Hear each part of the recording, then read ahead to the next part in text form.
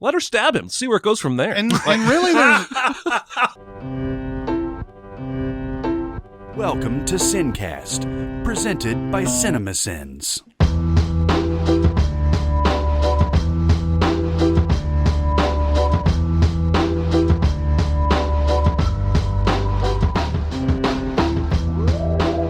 All right, everybody, welcome to the SinCast. This is Chris Atkinson from Cinemasins, joined as always by the voice of Cinemasins, Jeremy Scott. Hello and howdy. And from Music Video Sins, Barrett Share. Yo, what's up, everyone? That is correct. What is up? No, Jamal, you be tripping. Yes. Nice. We're going to go straight to the movie club today. You can find me in the club. You should join our club. You and your friend. Now, if you're not going to take this seriously, perhaps we should disband the club now. I love being a part of things. Movie club! And we're going to be talking about space. The final frontier! That's right. Man, space is awesome. Space is awesome. Like, even before we start talking about movies, I am so geeked about this Eclipse coming up. We are in the heart of the totality window. We're going to get, depending on where you live near Nashville, anywhere from 1.5 minutes to 2 minutes of totality. And my wife is like, should we get some of those glasses? And I was like, we could. I don't really want to look at the sun when the moon's going over it. I want to experience the weirdness. Yeah. Because this hasn't happened in the U.S. since like 1900 something. It's been that 1920 long? something. It's been a long ass time. And animals apparently start acting weird, and temperatures can drop because it gets so much darker.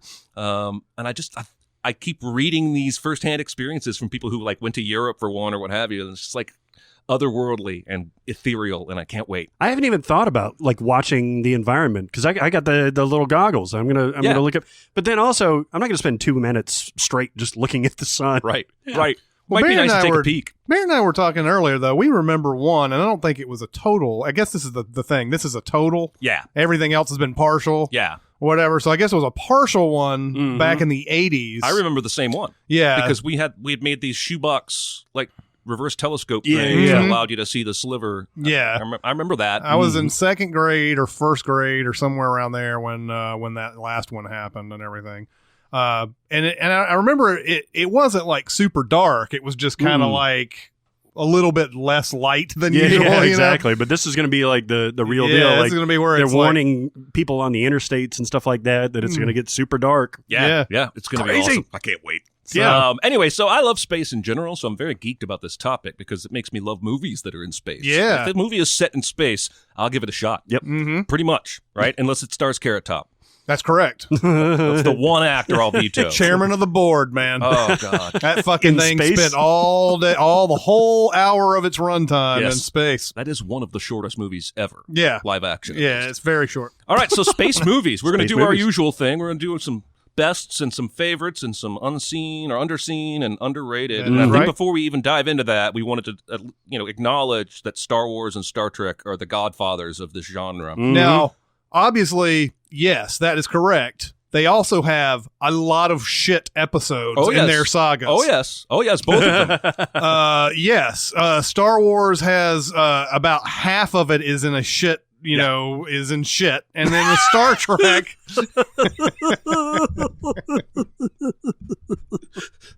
It's in the shit. That's right.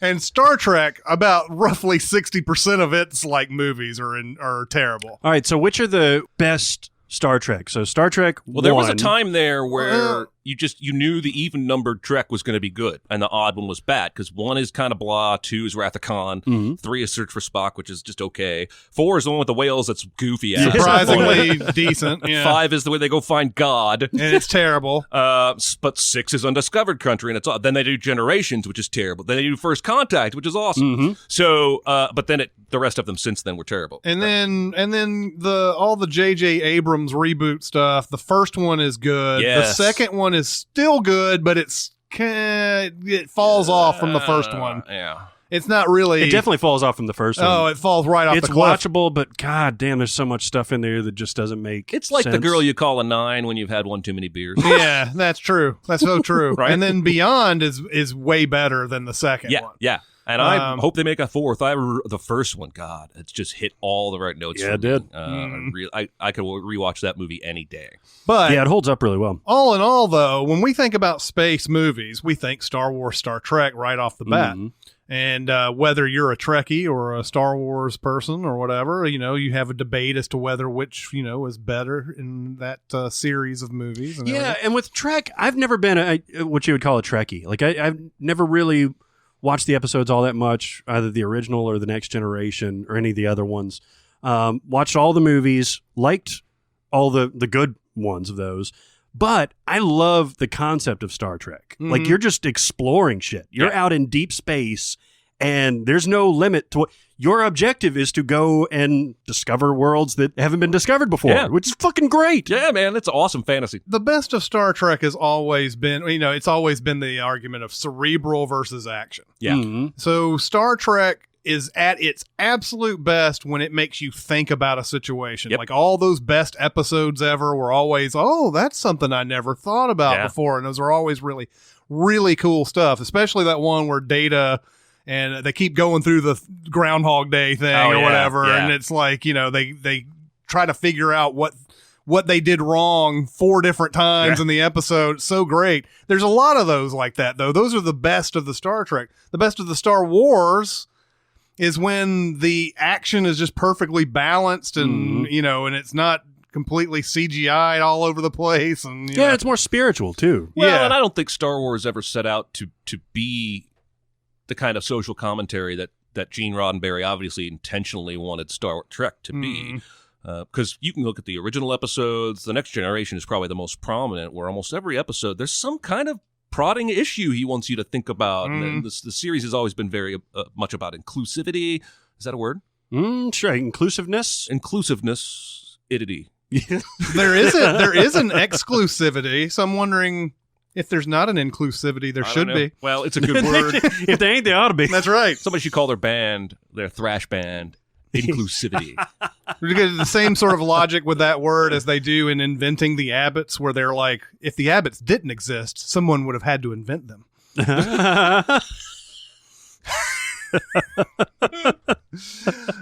Something like that.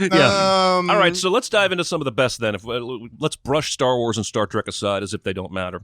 And, that's right. Talk space movies. Well, we could sit here. We could make a whole episode about Star Wars and Star Trek, and I think everybody sort of knows those are the top of the space science fiction genre and everything.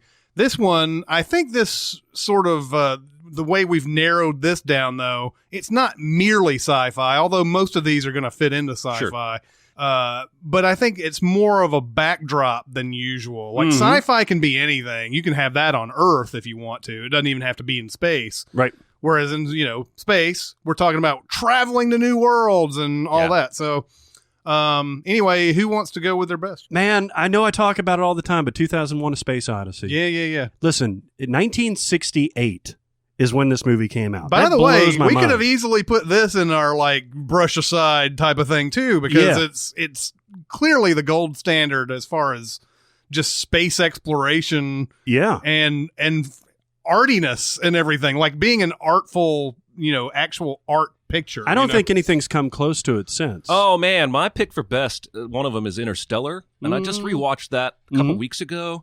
There are shots in that movie that I think are going to eventually stand alongside Kubrick's 2001 stuff. I mean, there's some really good space porn. That shot when he's going past the ship is going past Jupiter, and you can barely even see the tiny blip of the ship. Man, there's some good space porn there. Yeah, I mean, we're going on 50 years of 2001, and those effects are so. This movie looks so good. Yeah.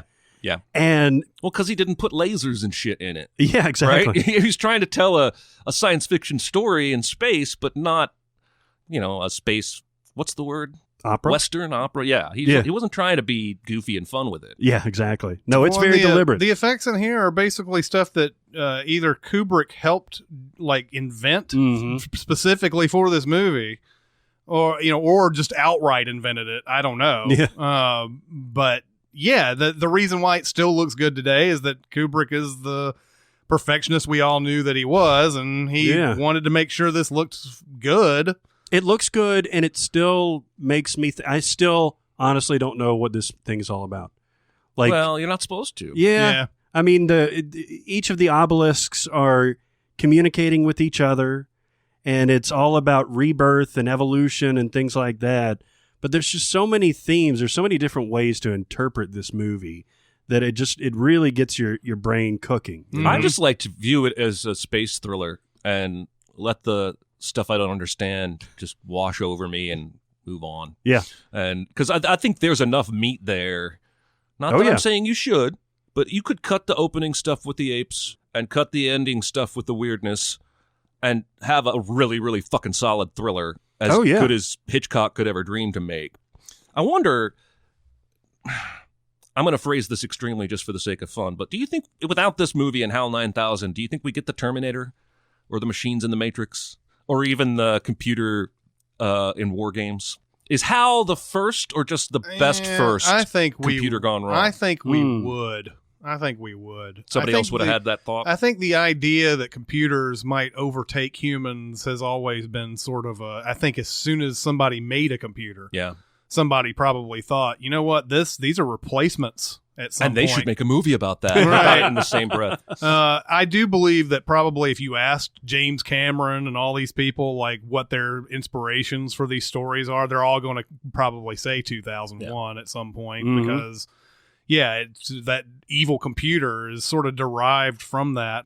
No, it's perfectly put in there because it cannot be wrong, right? I mean, that's the terrifying thing about it. Right. At its core is that it can't make a mistake. So if somebody's saying it's a mistake, then it's the humans that are making the mistake, and that's what makes it so evil. Yes, right? Yes, evil. Absolutely. Like the fruits of the devil. There is nothing quite more terrifying than something that is that coldly logical. That basically just says, all right, if these things that I've been taught are wrong, then therefore I'm going to act in this way.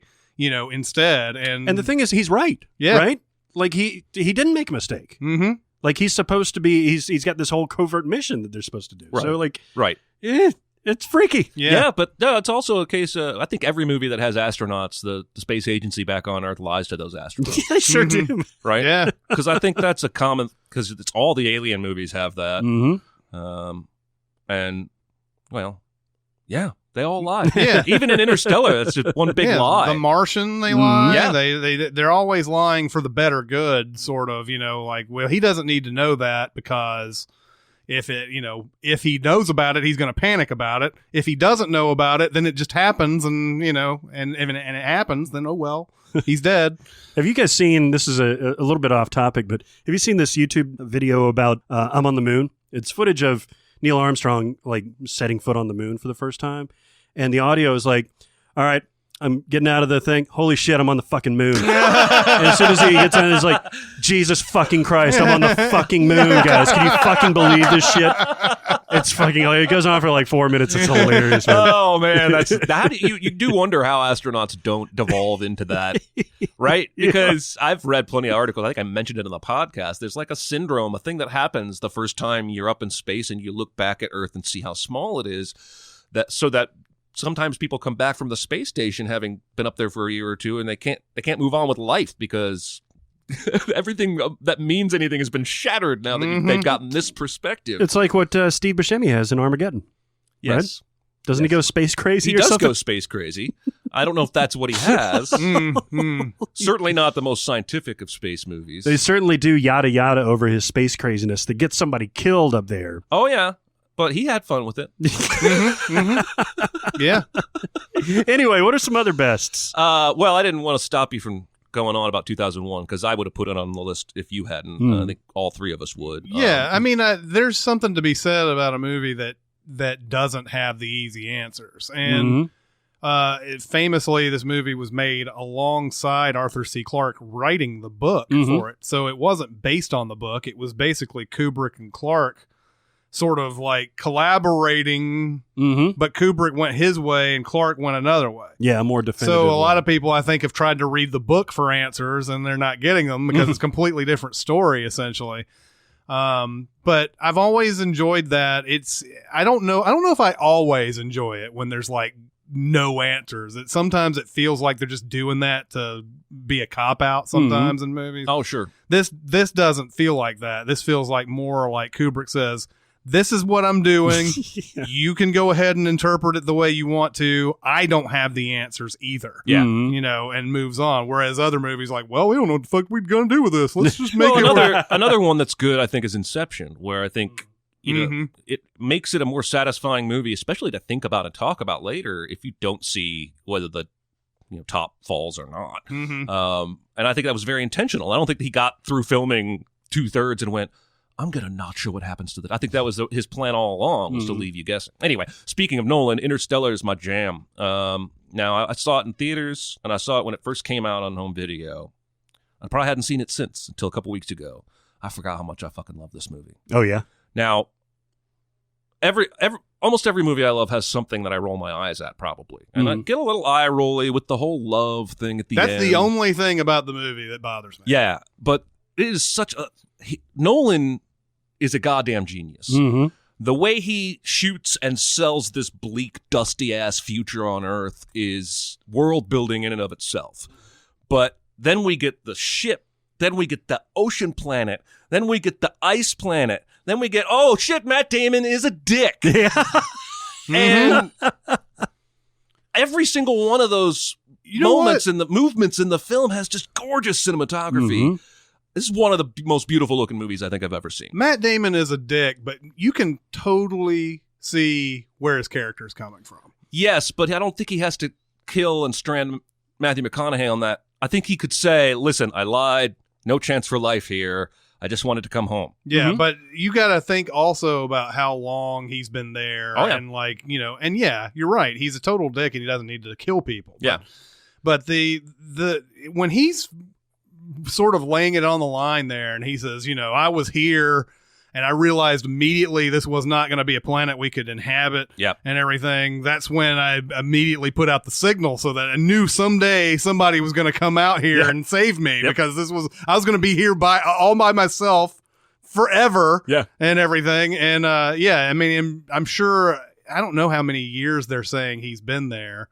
I don't think they ever definitively say. And he may not, I mean, according to his perspective, he may have only been there a week. Right? Well, yeah, that's the thing, right? Well, even McConaughey and crew have been gone at least, 27 years or whatever, because all that time passes when they're down on that ocean planet. So it's at least that long. Yeah. Not twice that long. Yeah. I had forgotten how gorgeous this movie was, because I think the first couple viewings I got pretty wrapped up in the high-minded ideas and the space exploration, and I forgot to pay attention to the cinematography as much as I should have. There are some shots, especially when the ship is getting sucked towards the black hole and it's spinning, and he's got to spin that thing to get him to dock at the exact. Oh my God. Yeah. It's just I forgot how much of a masterwork it is up until the hokey love stuff at the end.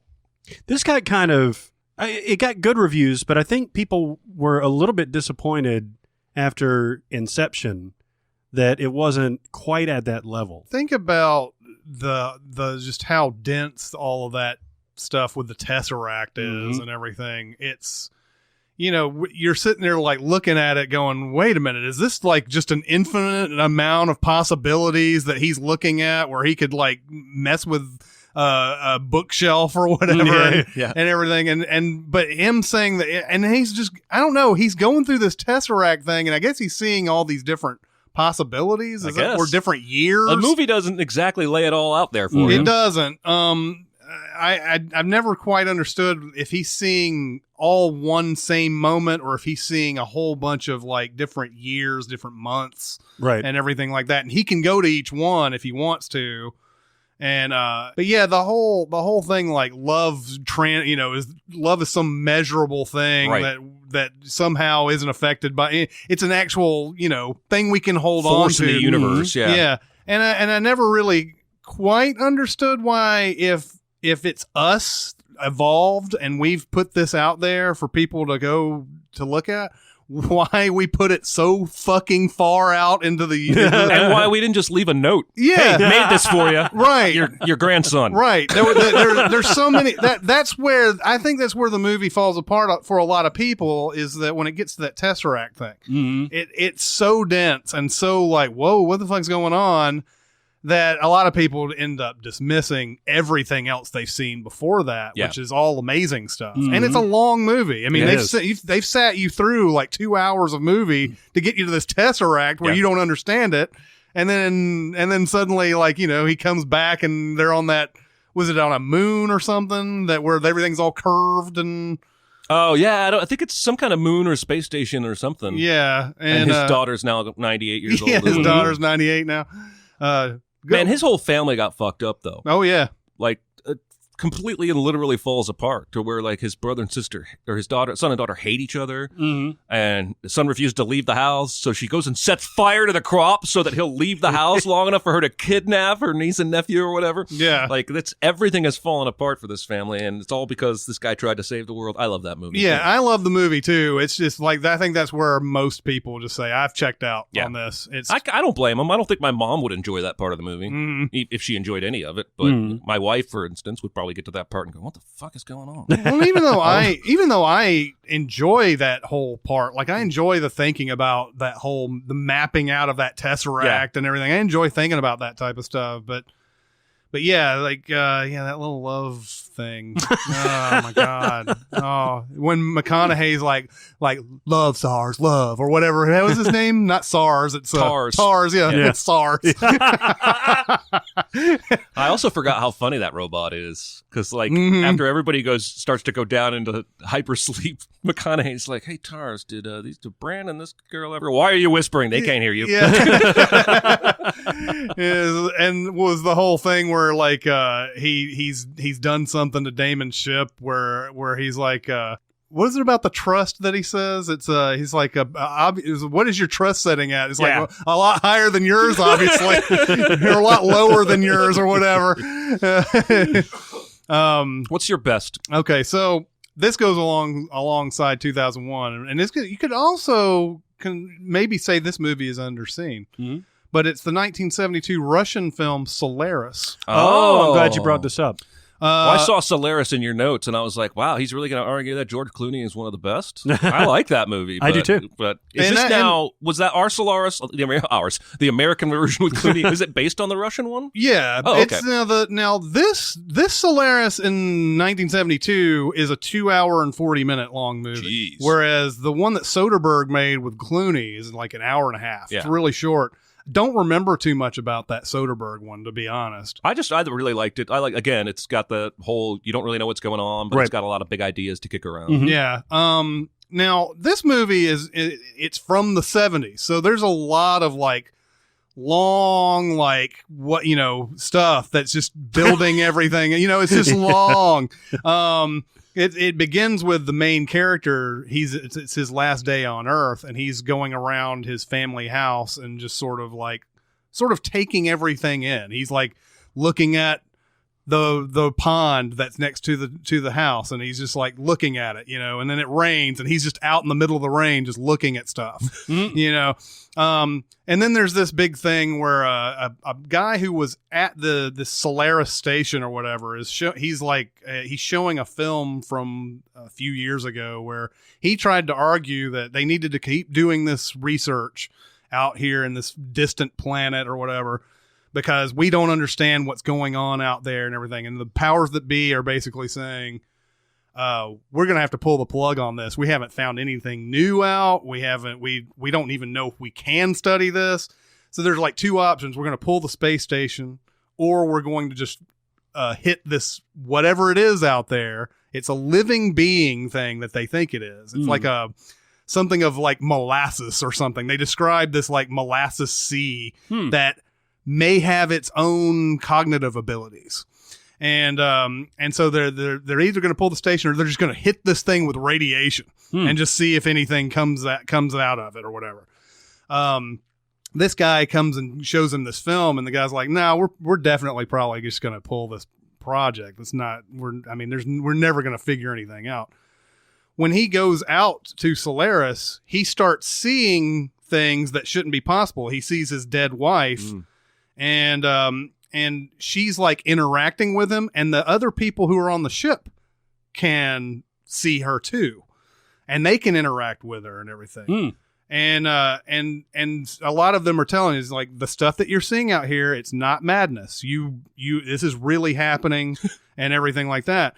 And so he's actually like spending time with his old wife, and like he's like sitting there talking. And then after a while, she starts kind of going, I don't know what it's like to sleep. I don't know where I came from and all that. But she becomes more and more self-aware as she starts learning things from them.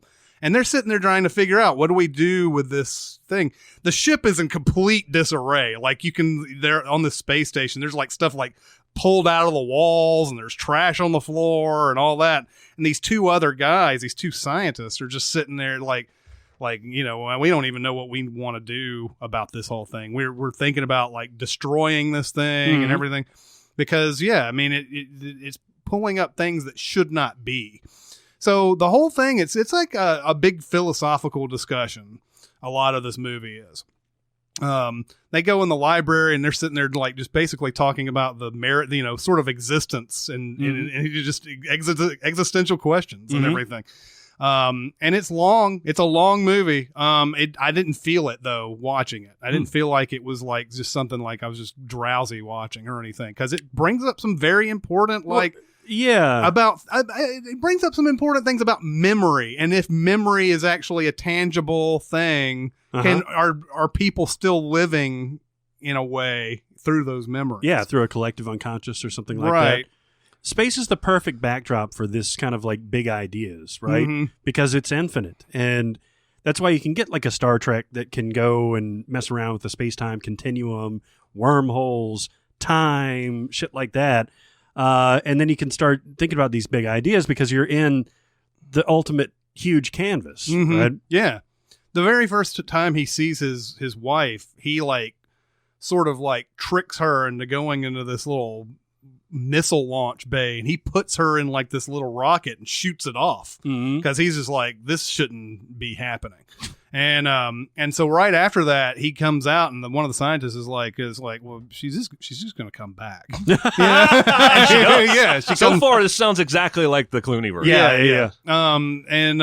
And so like they're just trying to figure out whether or not this is something that is, real, something that you can actually, because technically it is real. That's the thing, it's real, but you're not. There's a point where there's a really interesting little idea, like he's like, I'll just take her back to Earth with me or whatever. He's like, you can't do that. You're only going to be able to see her on the space station. And so it has a really like one of those Twilight Zone type of endings, by the way, too. And it's I would highly recommend watching this. It's a really good, if you're really into like cerebral sci-fi, watch 2001 and Solaris back to back. Oh man, that would be an afternoon. Carve out a day, and then have a couple shots of whiskey. That's right. But it's something that I don't think it gets very much talk about it. It is a Russian 2.5 hour, movie. But I think it's definitely something we should put in our best or even underseen categories. My favorite, I'm going to switch gears from cerebral to pop entertainment. Fifth Element. Ooh. Yeah. Boy, that movie has bought him so much goodwill with fans. It Way has. more than I think he's earned. Well, I mean, between La Femme Nikita and The Professional. The Professional, Léon, and The Fifth Element, that was a great run. And then just went... Yeah, that hasn't come back to that yet. Like, Valerian was supposed to be the return to Fifth Element form, and everything I see is that it's just not. It's terrible. Well, I mean, so much of The Fifth Element is practical, or it looks practical, like the effects. And it's just, it's on the right side of goofy, too. Like, it's not, like, super sharp, like, trying to go for these highly digitized effects. I think he wrote the screenplay when he was, like, 15. Yeah, something like that. I think it was something like that. But I mean, it's a clash of cultures and everything. There's this rogue planet that's coming for the life on the planet, basically, and the interactions between the planet and Gary Oldman's character are just some of my favorite ones, man. Because he's on the phone. He's like, yes, everything's going as planned. This drop of blood starts going down his head. But like everything is. I'm on the side that likes the Chris Tucker stuff. I think Ruby Rod is hilarious. When he's going through and when they're shooting at it, they're trying to make their escape from this takeover in the opera house, and Chris Tucker has that scream, and then it goes up to like another level. Yeah. And like with pitch and with volume and everything, I'd crack the fuck up with that stuff. It does fit the movie's overall nuttiness and everything. The problem is that that's basically what Chris Tucker does and everything else for the next several years. Yeah. Right? And it works. I think it works best in this movie. I don't know if it's that pronounced in all the other movies. No. He's definitely amped it up for Fifth Element. But you're right. There a lot of his Rush Hour, all three of those movies feel like that character. Yeah. It's a hyperverbal, I'm going to do whatever my mind says. Do you understand the words that are coming out of my mouth? But Ruby Rod is a crazy character. Everything about this movie is taken up to a weird notch. And Mila Jovovich, man, good Lord. She was just fantastic. It's like she was perfect for this movie. It helps both that in it's form really, and substance. It's really pretty to look at. Yep. The sets, both the city in the beginning and that facility she breaks out of. There's a lot of gorgeous looking shots in this movie. And it's just one of the few times that the story and the character and the action happening on screen is as fun or good as the shots. Because there's good shots in Messenger too. That is true. I would love to have an interview with Mila Jovovich, just because she's had a life. I've that in Dazed and Confused, she eloped with one of the guy who's playing what's the guy who's trying to have the house party. Oh, really? Tried to elope with him during the filming of that, and she was like 17. She's underage, right? Yeah. And all that, and just like all through the 90s, of course, she does Fifth Element, and she marries Luc Besson. That's why we get Joan of Arc later on. Like, I bet she has some stories, dude. Man. I was watching Chaplin last night, 1992, and she's in that. Yeah. There's a crazy amount of people in that movie. That movie, though, I tried watching that last night, and I was only reminded of how boring it is. It is boring. It's just boring. Yeah, there's good performances, though. There are, but it's just boring. Oh, well, it's that stupid biopic trope of, I'm going to tell my story as an old man, and then I'll go back to this and everything. Yeah. And it's that over narration and everything. That was supposed to be the launch for Robert Downey Jr., man. Yeah, right. Instead, it was Iron Man. He got nominated in place of Jack Lemmon, right? I mean, it wasn't in place of it, but Jack Lemmon should have been nominated. Well, I mean, Robert Downey Jr. was a lead, and Lemmon would have been a supporting for Glengarry. Yeah. I can't remember. I think the one that I would have probably taken out would have been Pacino for Glengarry Glen Ross, and then put Lemmon in because they just wanted to get Pacino an Oscar, so they gave him two chances to do it. But anyway,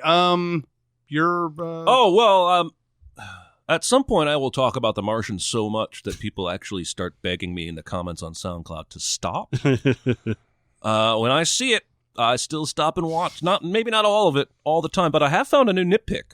And it may even be something we mentioned in the Sins video if you had spotted it, but I've always just blown right past this moment.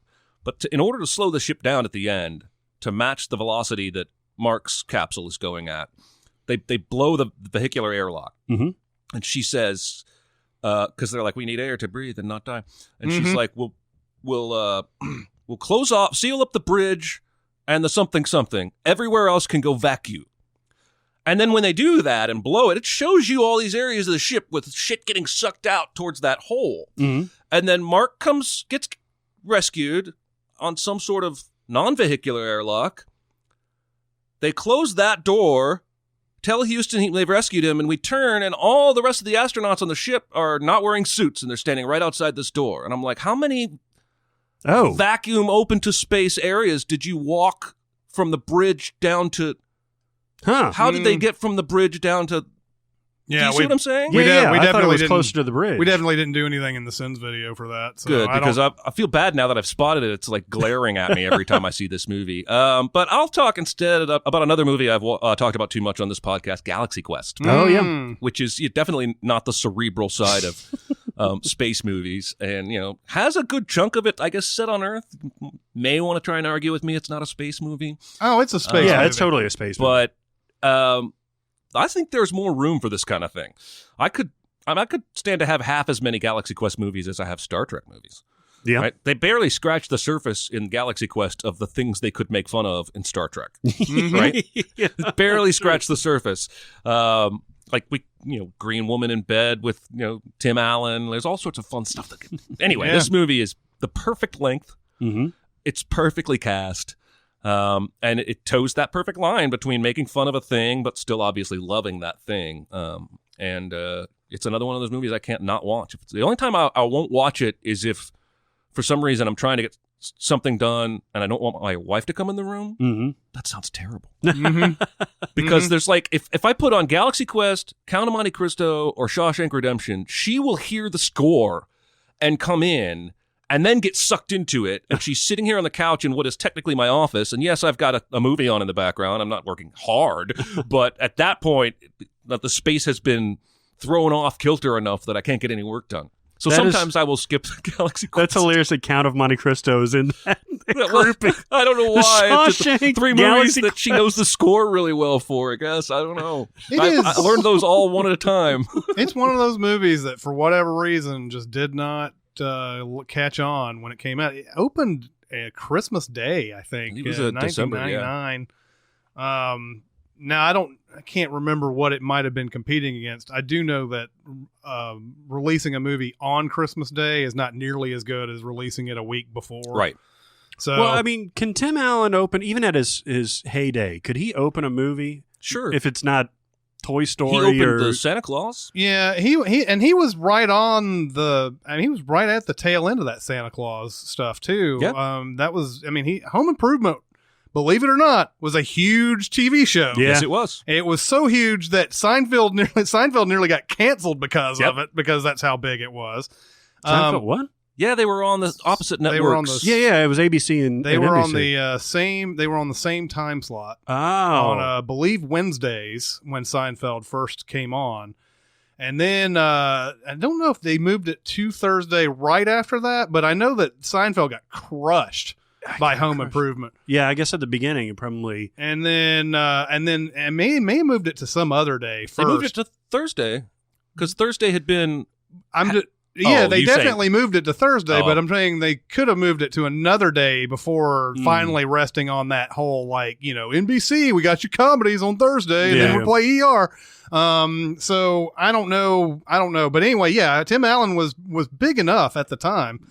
Now, a lot of it, the Santa Claus, obviously, I think, yes, Tim Allen was part of it, but then the concept of Sure. it was a big reason why people went to go see that. But it's made 3 of those fucking movies. Yeah, They did. right. But yeah, Galaxy Quest I don't know. I guess people thought it made it look too cheesy, or I think it's hard to market certain types of comedy, Mm-hmm. and the average viewer needs more slap in the face. This is a comedy, and I don't remember the trailer for Galaxy Quest. My gut tells me it was probably pretty good representation of what the movie was going to be, but for whatever reason, audiences didn't glom to it until later. Now I think it's a classic in most people's eyes. yeah. So much so that it's one of the few remakes or reboots or sequels I wouldn't cry about on Twitter. Yeah. Give me more, except for Alan Rickman. Yeah. Yeah.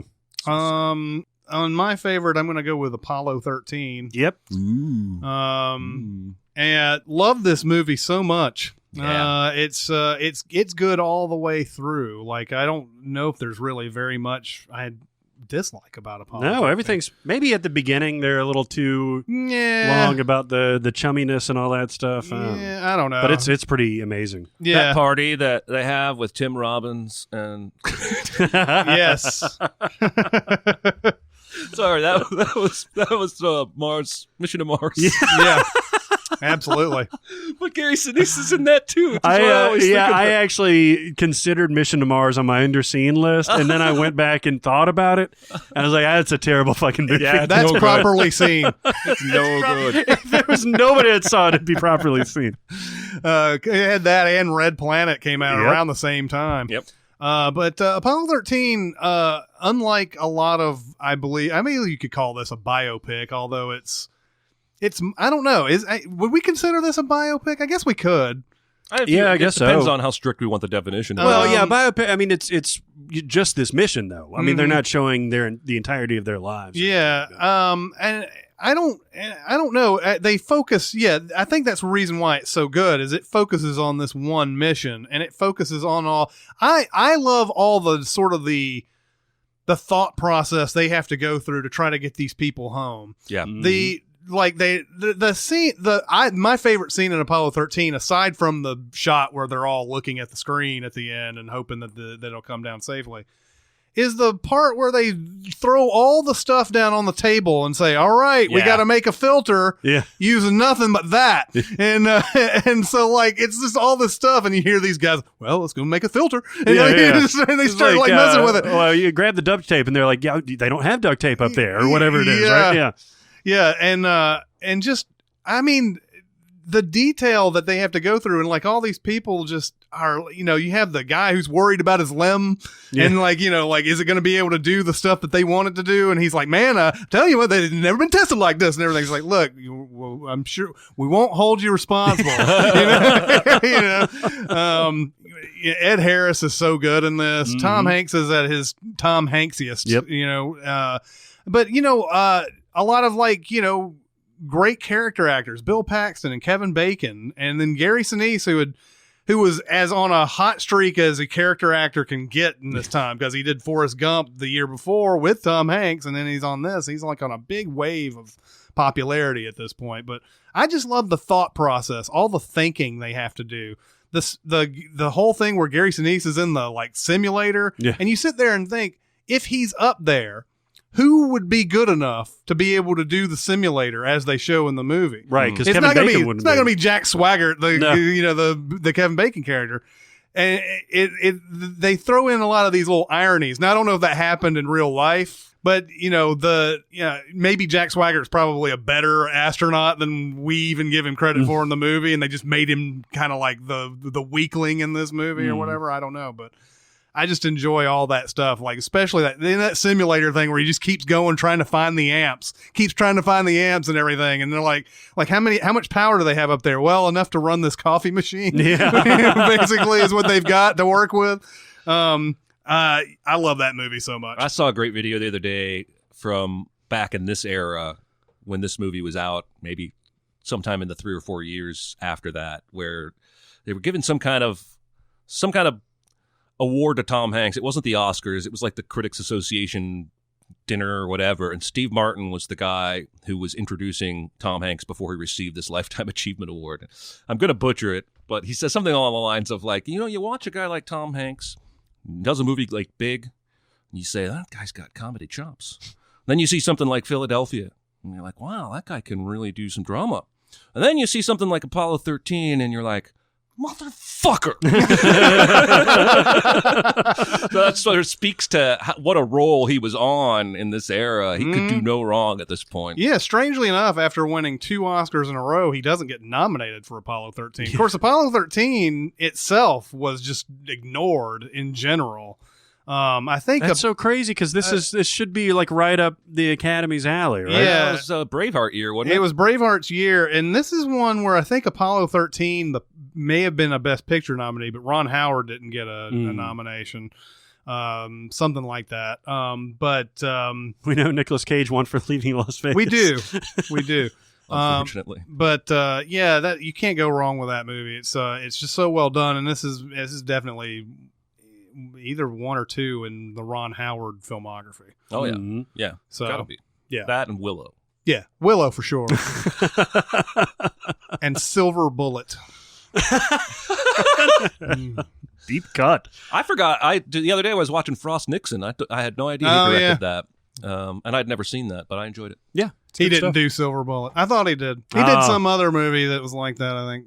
Like Night Shift or something. Night Shift. No, he did. It was Night Shift. It was Night Shift. It was Night Shift. I was trying to come up with Night Shift. And I said Silver Bullet. That's close enough. Yeah. Moving to Underseen. Okay. Underseen. So I think this has now become properly seen, but when it first came out in February of 2000. It's Pitch Black. Yeah. Very low budget, but this is Vin Diesel before like he really got all Vin Dieseled. It was around XXX. It was before XXX, I think. Right? It was before XXX. But a February release, a kind of space horror suspense type of thing. I didn't really get a whole lot of traction. I didn't see it until on video later that year, and I loved it. Mm-hmm. Man, it's so good. It's really it's fun. so creepy. Yeah, it's creepy. It's fun. It's it's the biggest cootie I've ever seen. I don't know. That's a quote from that thing you do, and I lost my train of thought, and I finished it with something Tom Hanks says in that movie. But anyway, I mean, Vin Diesel is fun. He's a great action hero. Rhoda Mitchell is a very good lead. It's got a weird turn about a boy who's actually a girl, and they have to think through that situation. But as they get progressively through this planet that has now become completely black for a period of time, and all these creatures come out, they have to have all these lights attached to them, otherwise they'll get attached. And as these lights go out, they get more and more imperiled, and it's just like almost like a road trip movie. Like it's very, very thin, very directed, and a lot of fun. Well, basically, don't they just have to get from point A to point B? Yeah. But they're so likely to die in doing that like Mm-hmm. I don't even think it's a very far distance. I don't think they have to like travel for days or anything. No. Yeah, it's but they have to do it in the light, and of course the light runs out, Right. And then it gets more and more dramatic. But it's great. This is a movie I remember having that color saturation of some sort. It does at some point, especially when they're in the bright sun and all that stuff. It's like completely washed out. In Chronicles of Riddick, it does the same thing. Yeah, it's one of those where I remember. I think it was Pitch Black that I got complaints that there was like no color or something like that, and it was like, no, that's the way the movie is. And you always in that like horrible thing where you're like, I know I'm right, but how do I prove to the customer that I'm right? Do you want to come up here? That's the way it's supposed to be. Yeah, wink, wink. But David Twohy or whatever, the reason why that name sounded familiar, he did The Arrival, the Charlie Sheen. And he also did Riddick. Riddick is not good, man. I mean, and I know you're not a big fan of this universe, but there is stuff that could be mined from this that is interesting. Well, that's why I don't like it, is that I feel like it shows you a bunch of potential and then squanders it. Yeah, well, I think that's the reason that I like this first one, is because out of all this, your imagination goes wild, but they've got a very focused journey, and then that's it. And then when they do the Chronicles of Riddick, then that's where it gets like just stupid. Yeah, and very Asgardian. Mm-hmm. Mm-hmm. Yeah, that's true. Yeah. Well, for my underscene, I'm going to go with a little movie called Capsule. Now, totally by chance, this movie was playing this morning while I was like getting stuff ready to leave the house, so I watched a few more minutes of it.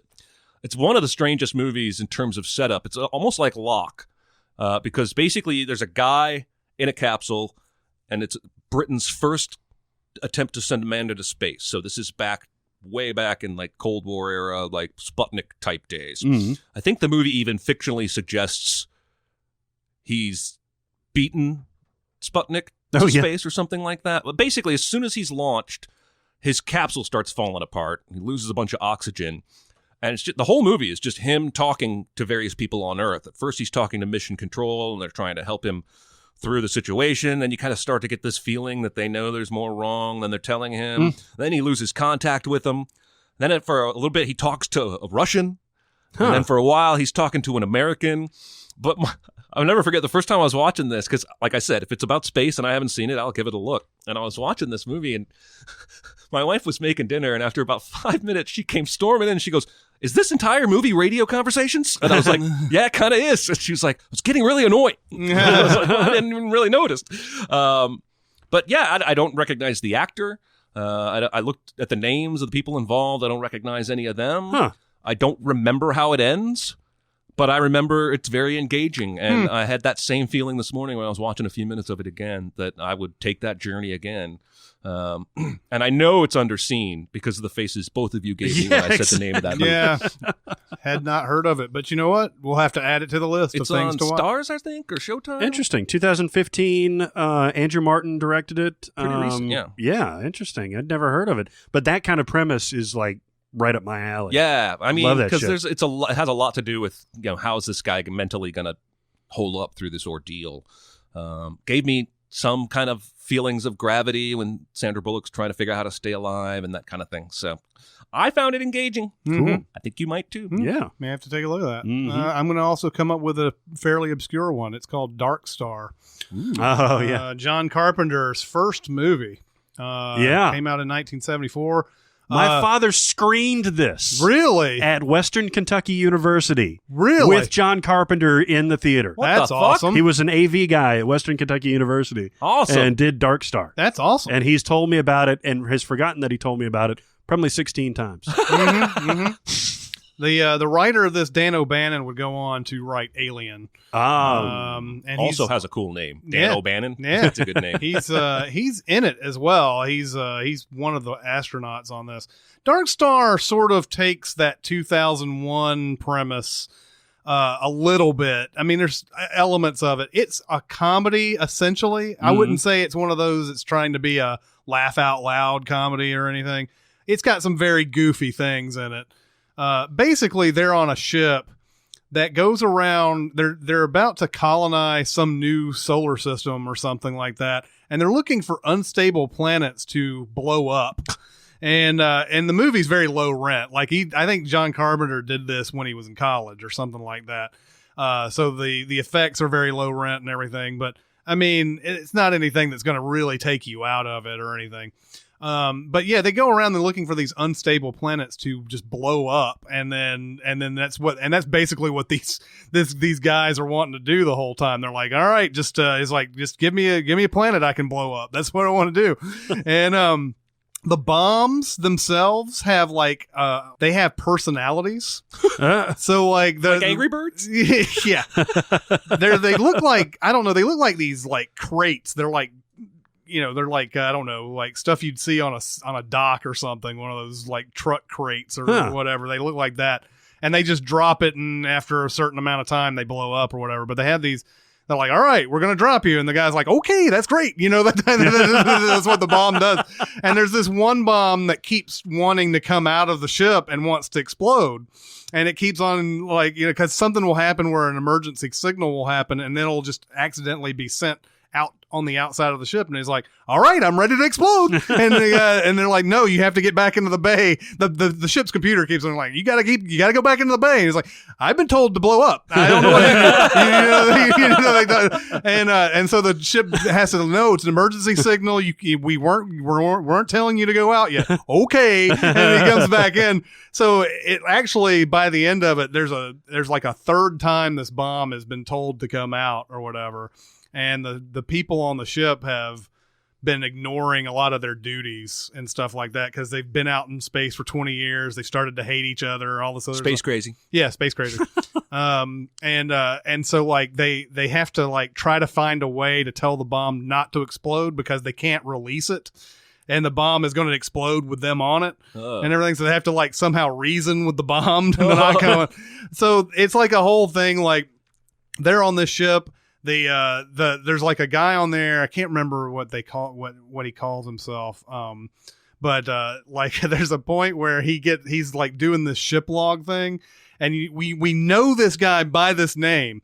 He gets on. We see some of the early video logs that he did. And he's like, by the way, I'm not really this guy. It's just it's the only uniform on the ship that fits me. Just like stuff like that. And there's a point where like an alien gets loose, and the alien's a freaking beach ball with like little like legs and arms coming out of it and everything. And the beach ball goes on to like sabotage the ship and everything. There's a lot of like.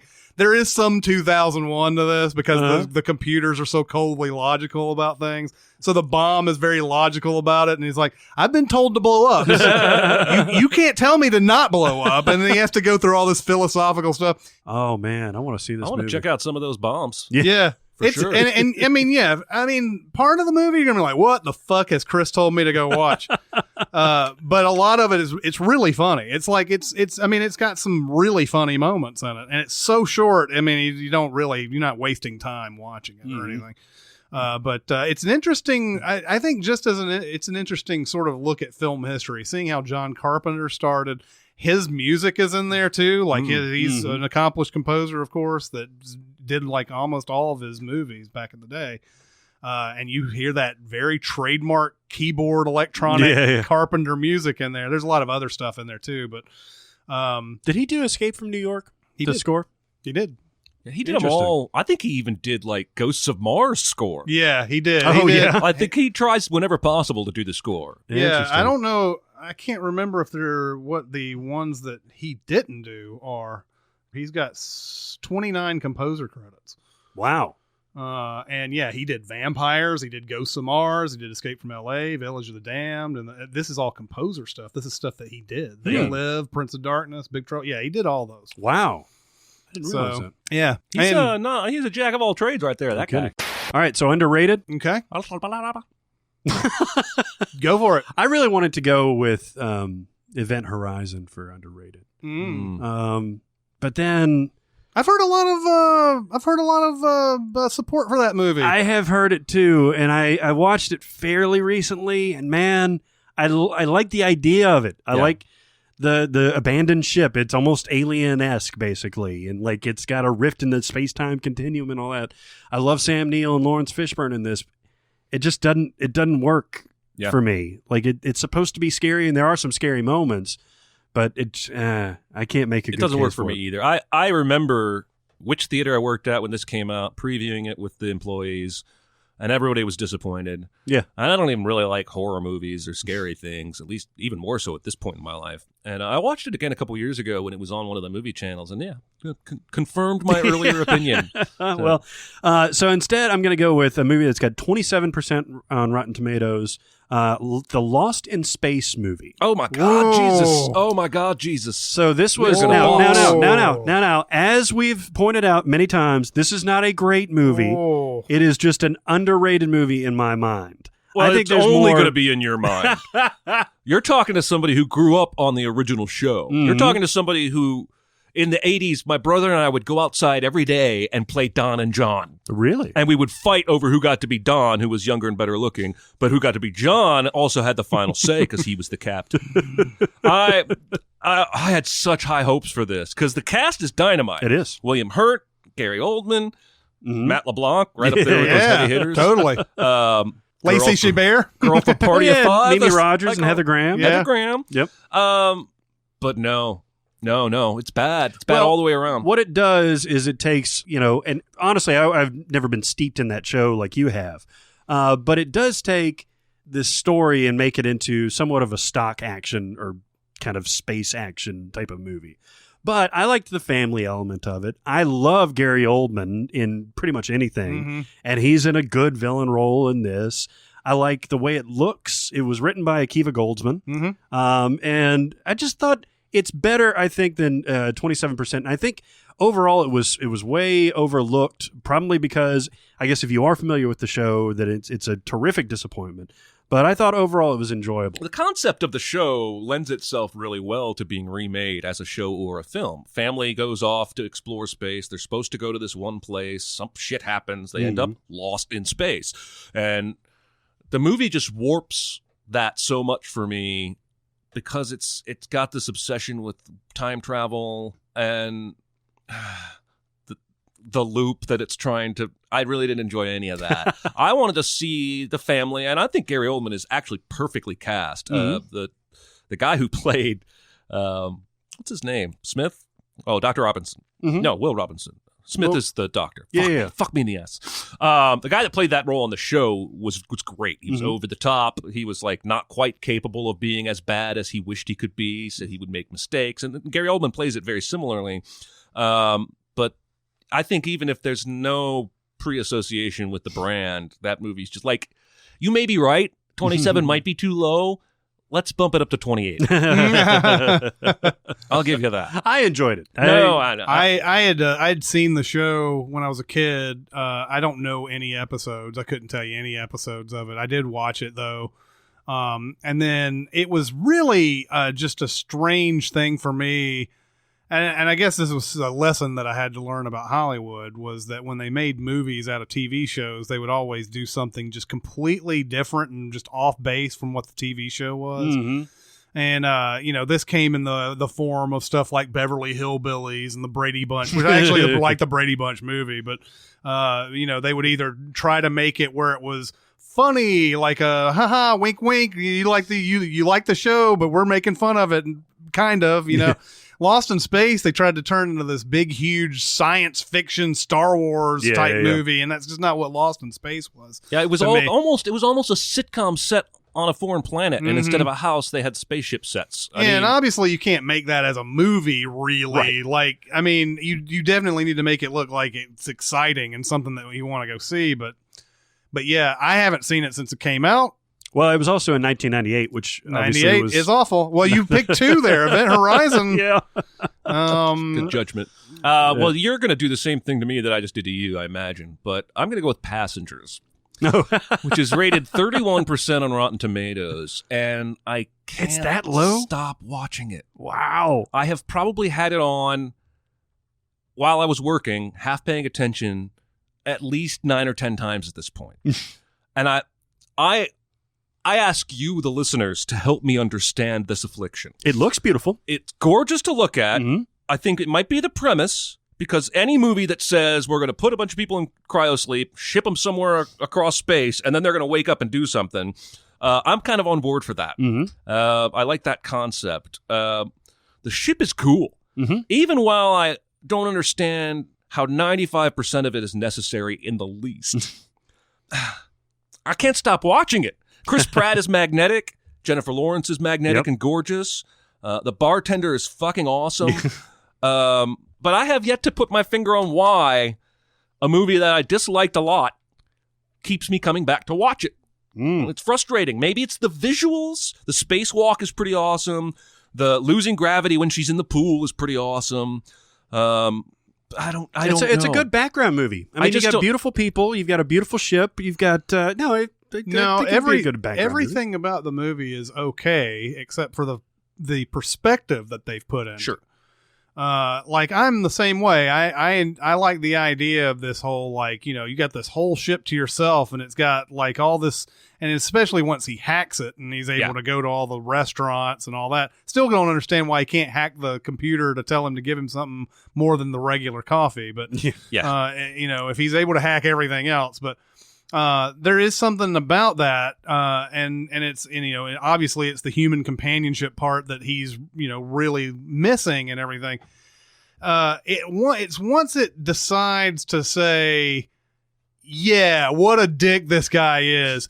But on the other hand, well, and the movie even has that fucking scene where she's watching some kind of message her friend sent her before she left, and her friend is like, "I hope you let your guard down. Yeah. I hope you let someone in. Yeah, I hope you meet someone. Yeah, somebody who maybe tried to kill you because he was lonely. Yeah, if they had been able to manage to keep that adversarial and not have her fall in love with him and live forever happily ever after, I think we could have had a completely different outcome here in terms of people's opinions of the film. I still struggle with the very fact that he even wakes her up. And I mean, she shows it once she learns. She shows an appropriate level of anger. She even almost kills him. She's like comes into his bed and she's about to stab him. Let her stab him. See where it goes from there. And really, there's another thing about this. The way this movie is, there's almost no good way to do it, because yes, even though it would probably be a better movie just to see it start where she's awake and he's awake and we don't know that he's done this. Like, I feel like it's a better movie, but it also paints Chris Pratt, who's our American Golden Boy right now, as a villain, and that's probably something that either Chris Pratt's not interested in or like just producers of movies in general are not interested in.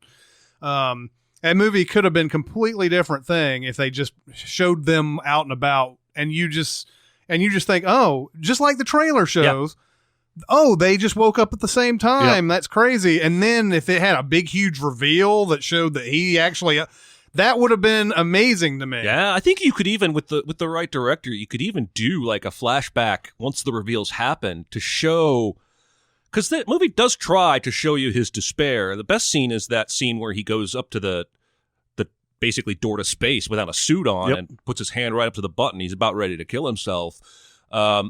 I think you could do that maybe even more powerfully with some kind of flashback or what have. Anyway, And movies got problems out the ass is my point. And I feel like also that they if they went that route, they could have still given him a little bit of like, well, you understand where he's coming from type of thing in the flashback. But I think his penalty is that he has to die. He can't just be with her by the end. Well, and the movie almost does that when he goes outside and has that door he ripped off as a heat shield. He could have killed him right there. Mm-hmm. And at least morally, we would be back to even. And that would be interesting because then you'd see the continuation of the journey with just Jennifer Lawrence. Ooh, the sequel could be her waking up some hot dude. Andy Garcia. That's right. right. Kind of thing for older guys. That's right. It's a cycle. Absolutely. Well, and the movie actually, it will infuriate you on this particular topic the more you watch it because you see all the little tricks they tried to pull to explain away this happy ending they've cooked up. Because they even have that part where Jennifer Lawrence is looking at one of the people in the cryo sleep. And she's like, I think I'd be friends with her. She's like, you can tell that just by looking at her? Yeah. He's like, you can't? And sort of, again, trying to justify the thought process ultimately, he had. how they ultimately justify it is that if he doesn't wake her up, then there's no way that they'll be able to fix the ship because they need both people. And that's the part that really that's where I ended any possibility of me liking this movie was that it's like, well, see, it's good that he did that because all those people would have died and all that. It's like, does not justify the thing that he did. Yeah. I know a lot of people like to do that results-oriented thing, and it's not. What if the ship's completely fine? You have to think about that, too. I guess you could argue if the ship's completely fine, he wouldn't have woken up early either, but fuck that. It's a bunch of bullshit. So I have two movies down here that I'm not sure you could consider underrated. I think Contact is a bit underrated. Yeah. Now I've talked about Contact and I talked about Ender's Game very recently. So I'm going to talk about Contact a little bit more this time, but Contact is a movie that I think people get a lot like Interstellar, right? Yeah. It's because of its ending that people don't like Contact. And I don't know if I blame them entirely because it's a movie that has built you up completely for this like amazing, mind-blowing thing. And in the end, it's just David Morse disappointing you. Yes. And he's like, sorry. Like he continues to do. That's right. He does in every movie, especially The Crossing Guard. Can't stand that motherfucker. Yeah, and Disturbia. And then, so like, by the time she's out, she gets to the place that she's going, it's like, I could probably tell you some more shit, but but this is the way it's been done for generations and centuries. I mean, they literally the conversation that they have lasts like 3.5 minutes. Yeah. Probably, after this ridiculous journey, right, that she's had. What is it? The journey lasts 18 hours. Is that what they said? I can't remember how much static is recorded, but it's something like that. It's a ridiculous amount. Which would be like 18 hours, you think, or somewhere around whatever it is like the perfect length of that sort of journey. Like any more than that, her brain would have just melted. Probably. Right. Any less than that, you would have been disappointed because you wouldn't have seen all those universes and galaxies on the way and all that stuff. Yeah. And that in itself is probably its own reward is that journey, and then getting to the way station, whatever it is. That's the disappointing part. Right. And ultimately it's not her dad. I think a lot of people, like to, she just meets her father. Well, it really isn't her father that she sees. It's because that's how they get people to understand what's going on and more comfortable with the situation and everything. But it's still one of those things where like, there's so many things. And I understand you as an earthling have limits when you're writing a screenplay about what this amazing fucking shit is, right? But still, it's better than that. Mm-hmm. It's better than we don't know.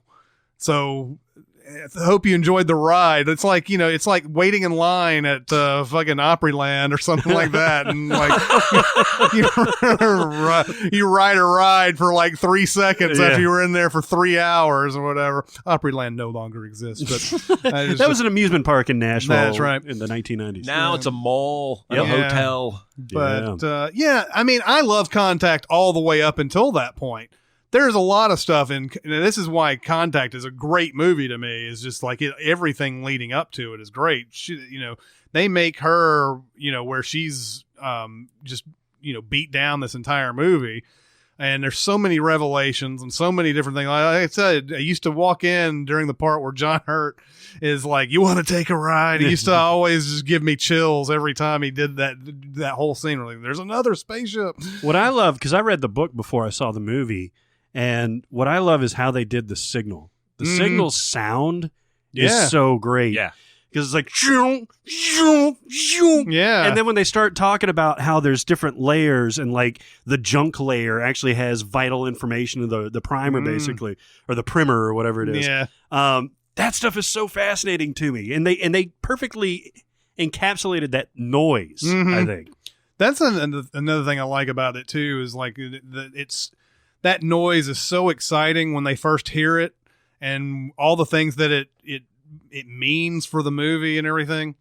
And then like they go through all this stuff. There's like, just, they finally got all the funding. They've had trying to think, the one has already blown up or whatever, but you sort of forget about that signal for a while. And then there's just a point where she goes into the place and like turns it up just to listen to it again. It's not nearly as exciting as it was, but it reminds you where everything came from. Movie's great. I don't know if it's one of those where like people it's trashed. I think our Rotten Tomatoes has it at 60 something %, which is kind of low. It is. I would say that's low. But it's not one of those where it's like, oh, it's such in the dregs. But this movie, I think, does get a lot of short shrift. I think we're some of the only ones that talk about it, because you don't hear about it very often, Yeah. I mean, I got a few others that I could have mentioned, like The Right Stuff. We've talked a lot about The Right Stuff, obviously. Guardians of the Galaxy was another one that I thought of on this. Sunshine, which I had talked about in the sci-fi one a bunch. Moon. Moon would have been Moon's another good Moon one. is great. I also wanted to mention Europa Report as an underseen. It's another one I need to see. I found it on Netflix. It's not great, but it's pretty engaging, and it's about a crew in the near future that has been sent to Europa, which is one of Jupiter's moons or Saturn's moons. And it's an ice planet. They think there's an ocean underneath it. And then it basically turned into a horror movie. But it was back in those days where I don't think I had the movie channels, and I was just going through Netflix, watching anything that looked interesting I hadn't seen yet, and I enjoyed that one a lot. You have to take a look at that. Do some questions? You want to do some questions? Question. I got something to say. I want the truth. I am listening. All right, so had some good questions today. Keep going to SoundCloud. Let us know. We've got our subreddit that you can go to, or you could go to email too. So a few today. I was wondering if there's any movie teacher or teachers whose classes you'd like to attend, be that during your school years or during college. Yeah. Movie teachers. Absolutely. Yeah, there's some good ones. Yeah, man. For me, Robin Williams, Dead Poets Society. He's great. Now, I would love those classes. I think you would learn a lot in those classes too. I think a lot of times it's easy for us to say, well, are they really learning anything in those classes? It just looks like they're just having fun. Well, of course they're having fun. That's how you're supposed to learn stuff like this. Literature isn't supposed to be just read and studied. You're supposed to add life to it. And how did he get hired? That is a good question, by the way. They gotta know this dude has a reputation. That is the right? number one thing about Dead Poets Society that I'll never understand. It's one of those like it's like The Natural. Like I'll bring up The Natural again. Like the scout brings up Roy Hobbs to the major league team and says, "Oh, the guy's a fucking joke." What was he a joke at the minor league places that he was playing? Was he shitty there and he became awesome in the major leagues? But like, yeah, they have to know. They have to. He's been teaching at some school in London. Yeah. So the well-regarded whatever school in London. I mean, the first fucking day he comes in, it's like rip out the first page of the first chapter, right? Yeah. And Or so, it's like, the they have to prologue, I know guess. that this is the way this dude does it, unless for some reason he was restrained while he was in London. This is the first time I've ever done this. Yeah, But rip out well, those exactly. pages. I mean, you can imagine how much bleaker it is trying to teach, kids in the UK Oh, yeah, for versus sure. America. But he got over here to America, and he's like, all right, finally some kids with potential. Yeah, exactly. I just shat on an entire country. That's right. It rains there all the time. we don't have Ethan Hawke in London. Yeah, exactly. So yeah, I mean the thing that I've always enjoyed about there's a great thing about Dead Poet Society is just how each one of his classes is sort of just infused with this life. Like he reads stuff in accents. He reads stuff aloud in accents and like, oh, this gives me a greater appreciation for what the writer's actually trying to do in this thing. Whereas, all of us probably were in English classes where it's like, read this. Yeah. Now tell me what you think. And you don't really have that same kind, unless you're like, you're one of those genius children who's like, I'm going to read this in a different accent or whatever. I love everything about that. Like the very beginning, one of the first classes you see in Dead Poet Society is like, he's like, what is the purpose of language? And then, like the common stock answer is like, to communicate. He's like, no, to woo women. Yeah.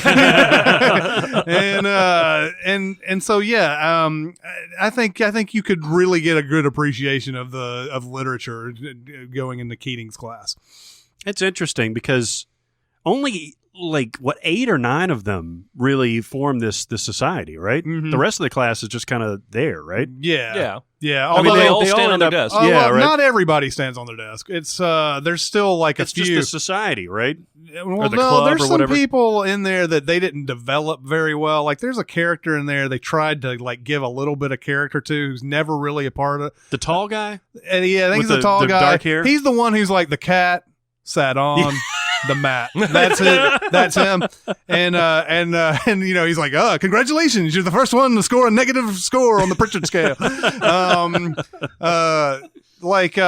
They try he stands at the end, and there's a lot of other a lot of other classmates that stand, but you can see it's a great shot. They don't show it very long.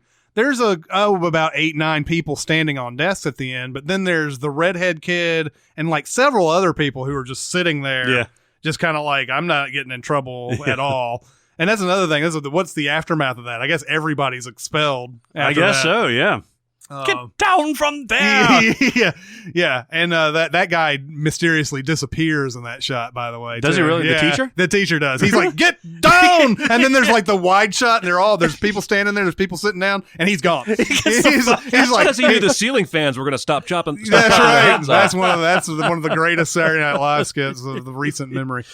Anyway, yeah, that's Good mine. call. Nice one. I'll cheat. Mm-hmm. Walter White in the first couple seasons of Breaking Bad. Ooh, yeah.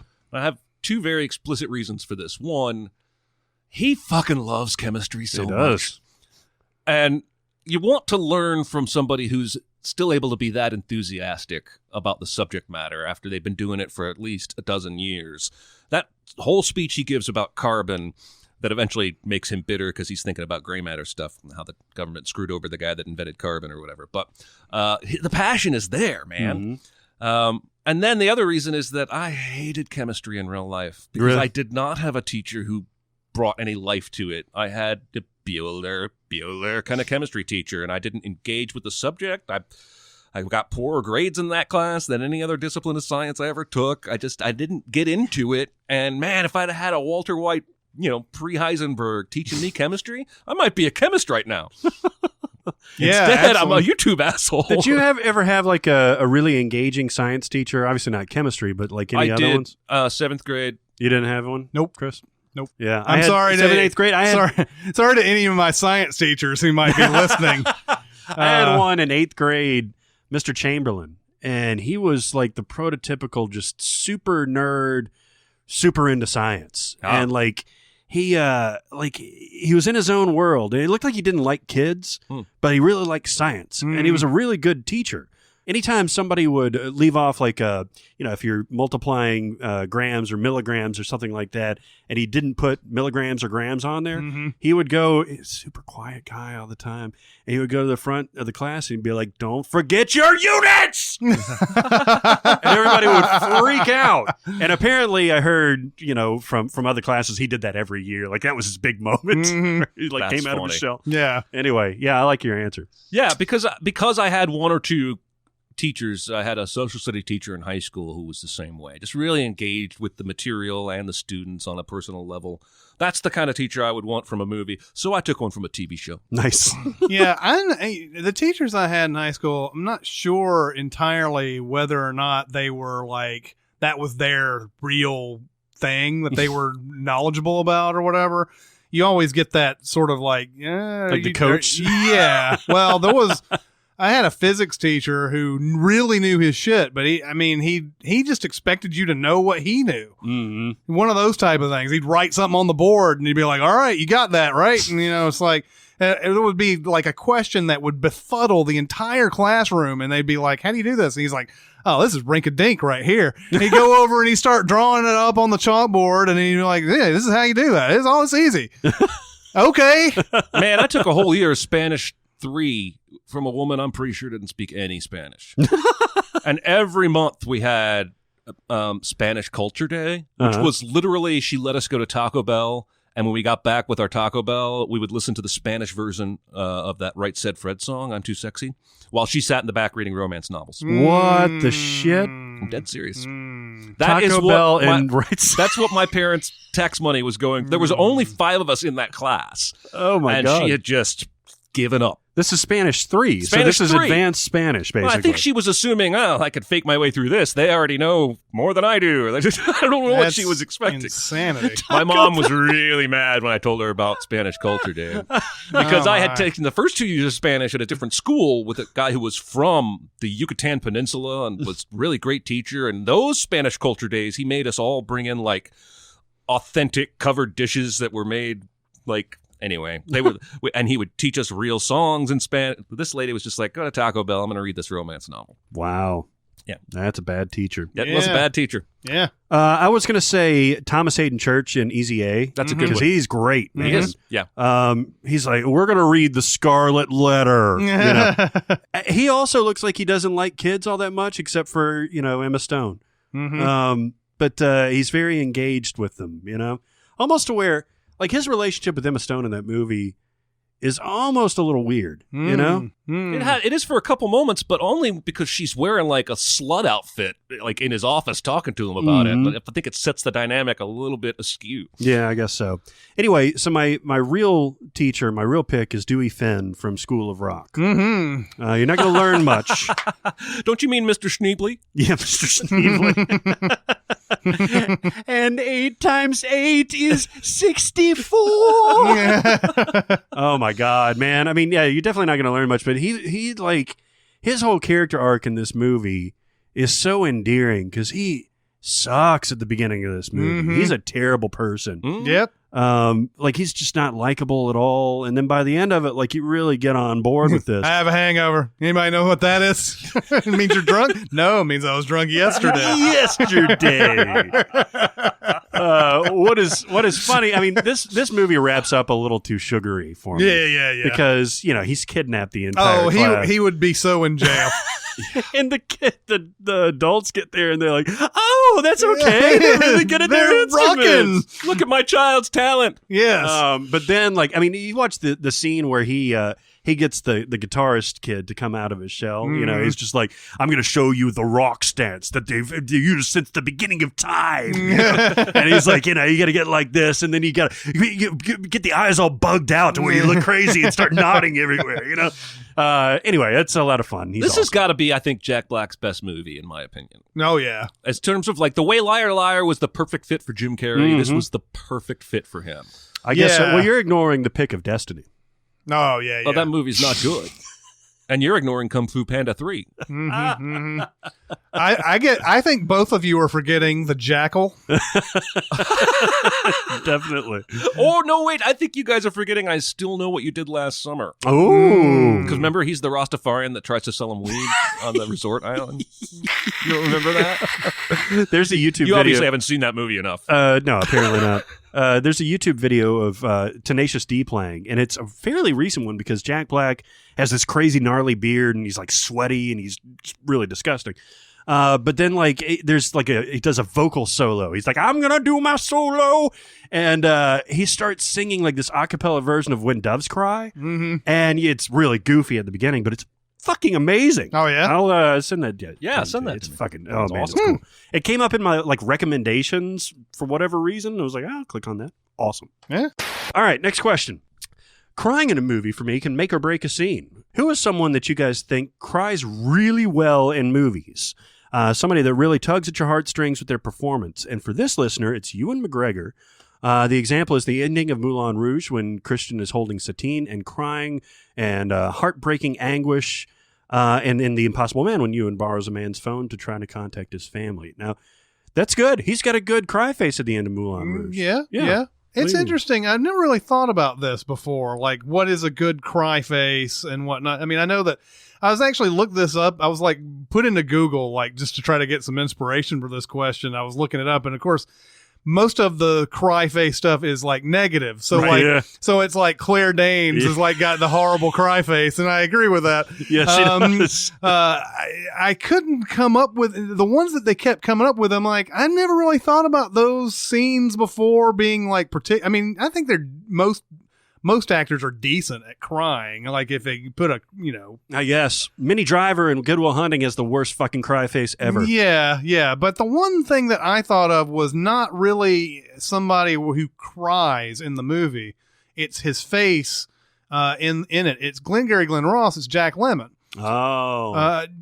Towards the end of Glengarry Glen Ross, Williamson destroys his character. Mm-hmm. Basically tells him your sale didn't go through because of some shit we knew all along. These guys are not going to buy real estate from you ever. And like, we're giving you these leads to sell. Like that is devastating on its own. Mm-hmm. Yeah. But then when Jack Lemmon goes, my daughter, and Kevin Spacey's like, fuck you, and Lemon's got this look on his face like, there's a mixture of relief that he's caught and he doesn't have to, he doesn't have to do this anymore. He's sitting there thinking, what am I going to do? How am I going to save my daughter now? I'm going to go to prison. There's so many things on his face, but that look on his face, that his eyes have a glass look that is about to cry and everything. And this is why I always thought Lemon should have got nominated for this movie. Is that when they're back in kind of like that back office there? Yeah. And this is, Spacey It's drops. after they're in the big room and everything. And Yeah, he fucks up. and he's like, oh, come on now, let me tell you something. He's like, he starts trying to deal. The whole movie is about deals. Like, no matter what they're doing, they're trying to sell people on the, you have Pacino selling to Jonathan Pryce. You have Ed Harris trying to sell Alan Arkin on robbing the office. You have Lemon trying to do his stuff, and then Lemon trying to sell Spacey twice in this movie on doing something that's either illegal or against company rules or whatever.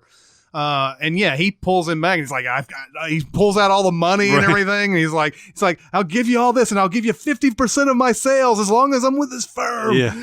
And all that stuff. He's on this tremendous high from having this amazing sale. And he's going to be able to save his daughter with this money, and then it's just immediately just goes down the tubes because he can't keep his mouth shut. Yeah, but he doesn't cry, but his eyes are glassy and his face is about to break into it, and it's perfect. It's so well done. Yeah, that's a great moment. Mm-hmm. I'm going to go off book. I sent you guys some, but I'm not going to use them. I'm actually going to double dip for the first time here with Hell or High Water. It's a movie that has just recently come on Stars or Showtime, one of those fucking things. And I've watched it like twice in the last week. And after Ben Foster and Chris Pine split, and Ben Foster goes on his rampage, Chris Pine goes to the casino to wash the money into chips, and he's sitting at the same bar he always sits at with a beer, and the news is playing that basically for the first time he's finding out his brother's dead. And he doesn't even move. He just slowly starts welling up with tears, and then he collects his chips and gets up and walks out. And it's really kind of powerful. Yeah. Because so many people in this movie are stealing all the acting thunder, but Chris Pine is great in this movie. He is. And that moment is just, it's the perfect way to do that, because I think a lesser movie would have had him go full sob like McConaughey in Interstellar, or have him say something in reaction or react in surprise, but he's not surprised. He expected something like this was probably going to happen. He even says right before they split, don't do anything stupid. Yeah. But he knows he's going to. And great cry face. Kind of got me a little bit. You know, correct me if I'm wrong, but after Jeff Bridges kills him, because he knows his partner's dead, doesn't he have like this like almost moment of triumph, like a fist pump moment before like the weight of it like comes in? You're exactly right, because he fires the shot and they kill him and they're like, yes! And then the other guy starts to move off, and then Jeff Bridges almost falls down in anguish. He actually he's like, just had another wave thinking about his partner being dead. He kind of sobs a little bit. Because he's hyper-focused on like getting him, because he's almost like unkillable, and he finally gets him. He's like, yes! Yeah. And it's like, oh, Jesus Christ. Yeah. Oh, it's such a good movie. Yeah, it is. I'll tell you who's got a good cry face is Emma Stone. Bring her up again, man. I would have answered this if you hadn't. So there is, 3 or 4 moments in La La Land where she just nails the shit out of getting almost to crying and not getting there all the way. The first one, of course, is in the audition scene, the first audition scene where she's on this phone and just apropos of nothing, we only hear her side of the conversation. It's an audition. We're not, really invested in the character yet. And she crushes it. Yeah. And it's so good, man. And then, of course, she gets interrupted and the whole thing falls apart. But then when they have that dinner scene with her and Ryan Gosling, and everything just goes, he has that line, which I didn't think was that hurtful, where he says, like, well, you're an actress. What the fuck do you care? Or whatever it is, And that hits her, like the enormity hits her. And I mean, he's right. Like, an actress, she doesn't really understand what he's doing. She is looking for approval. But anyway, her reaction to where it's like he smacked her across the face. Yep. And she gets to that point where you would maybe go into like a Claire Danes Mini Driver cry face, but she restrains it, and it's just like anguish. She does the same thing in one of those 2 Spider-Man movies with Andrew Garfield. I remember a scene of her, like, her eyes welling up with tears, but she wipes it away before it falls. She's probably got a good cry face anytime she's ever cried. But, she's basically perfect. Yeah. Yes. I dare you to challenge me on that matter. When she cried in Superbad, it was awesome. What was it? There was a video Jim Carrey did a couple of years ago where he was like basically like proposing marriage to her or whatever. Do you remember that? I remember something There's like some video. Of course, he's how old is he now? He's in his 50s. And this was Emma Stone. This was, I don't know how many years ago. This might have been an Easy A era of Emma Stone that he came out with some video saying how much he loves Emma Stone and everything. A lot of people were like, that's kind of creepy, that you're like this old and everything, and she's that old and everything. Of course, he's just like, I'm just kidding around and all that. But still, even if you're kidding around, it kind of like is still weird. It's still a weird video. I don't think I ever saw the video. I just read about it. Jim Carrey's almost in like Randy Quaid territory at this point. Yeah. I'll tell you what, I don't think so. With that comment or video, yes, maybe. But I saw there was a video making the way around Reddit and stuff 2 days ago. It's like a 8-minute documentary about the art of Jim Carrey. He's a painter and a sculptor. And really? It's showing off all these paintings.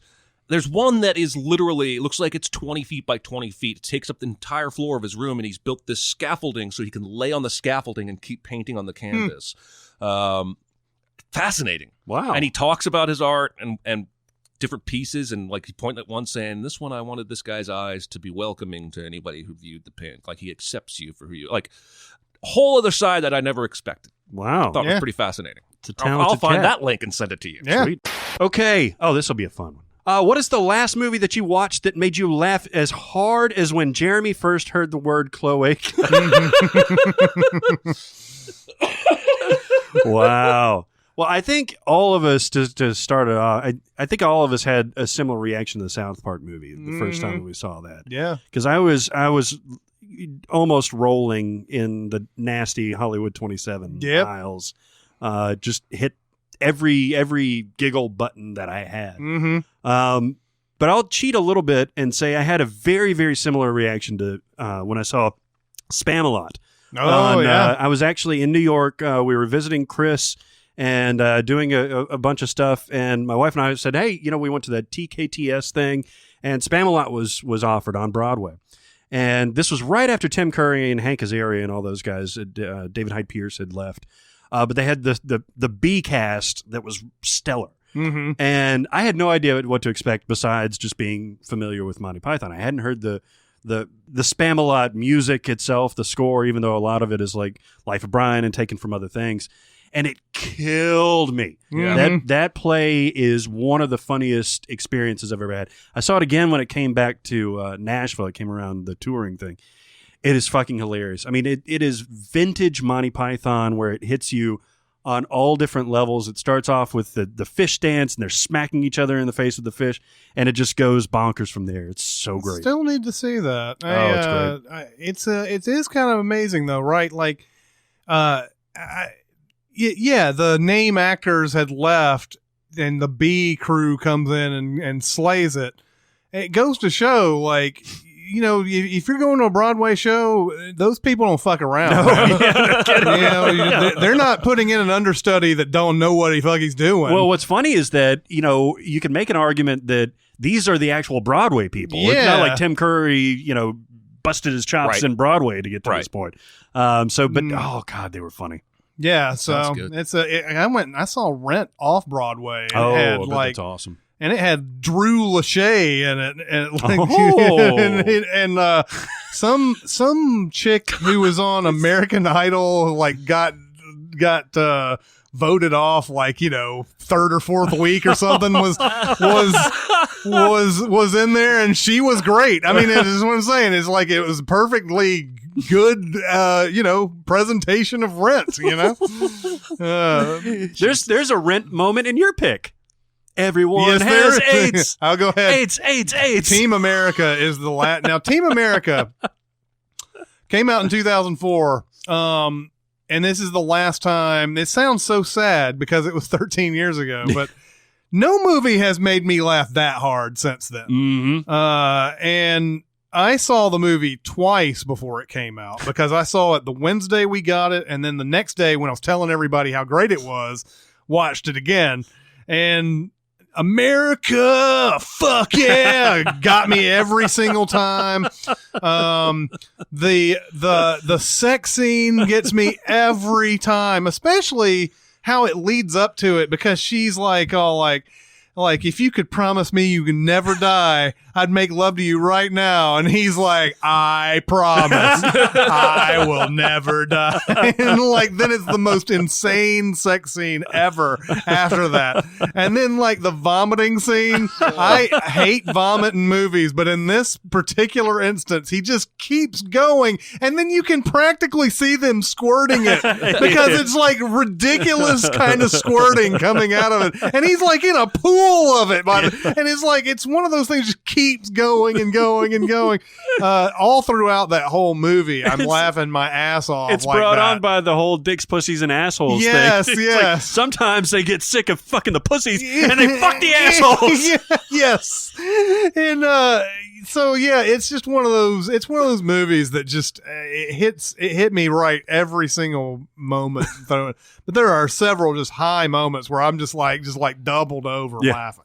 Well, the whole opening montage of them, then the montage thing is in there too. But, oh my God, it's great. I think in the spirit of the question, because if I remember right, when we first had the cloaca moment, I think I was close to crying. I was laughing so hard. So in the spirit of that, I think the last time I laughed that hard at a movie was the Mystery Science Theater movie. Oh, yeah. And I think I've said before, I thought I was going to pee. I was laughing so hard. Now, I was a huge Mystery Science Theater nerd. I'd seen all the episodes more than once. I'm prime candidate to laugh at this anyway.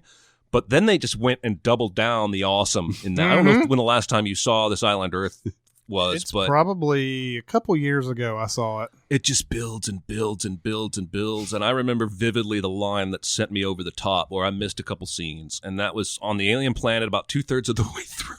One of the aliens walks up, and they've got these big bulbous heads. And the guy goes, "Give Uncle Scrotor a hug." Yeah. And I lost it. And I doubled over laughing.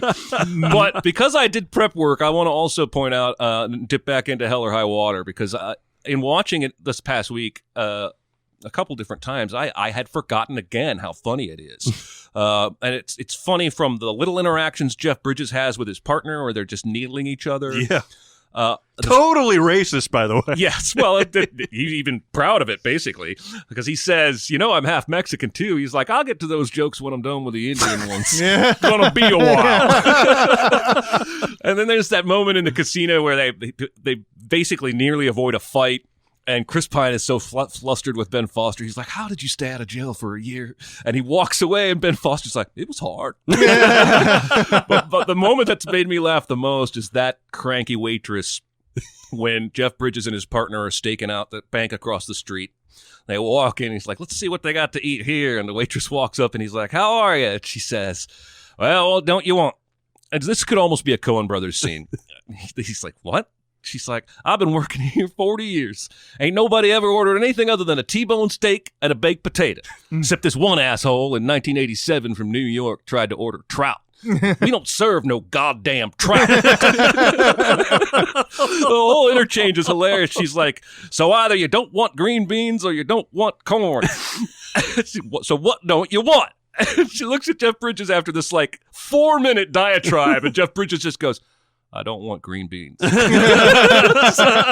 not even going to fight. I'm not going to ask questions. I'll have the T-bone steak and potato, and I guess corn. Okay, so it's funny. I do want to go back to Mystery Science Theater 3000 because there is a line in there that I love so much. There's a guy in there, the main guy has this voice that's it's almost like Gregory Peck, almost, whatever. He's got a real manly voice, and there's a point where he and the main female character are in this these tubes or whatever, and he turns to the girl and he's like, "I feel like a toothbrush." And then so one of them's like, "So rub me in a circular motion on your teeth and gums."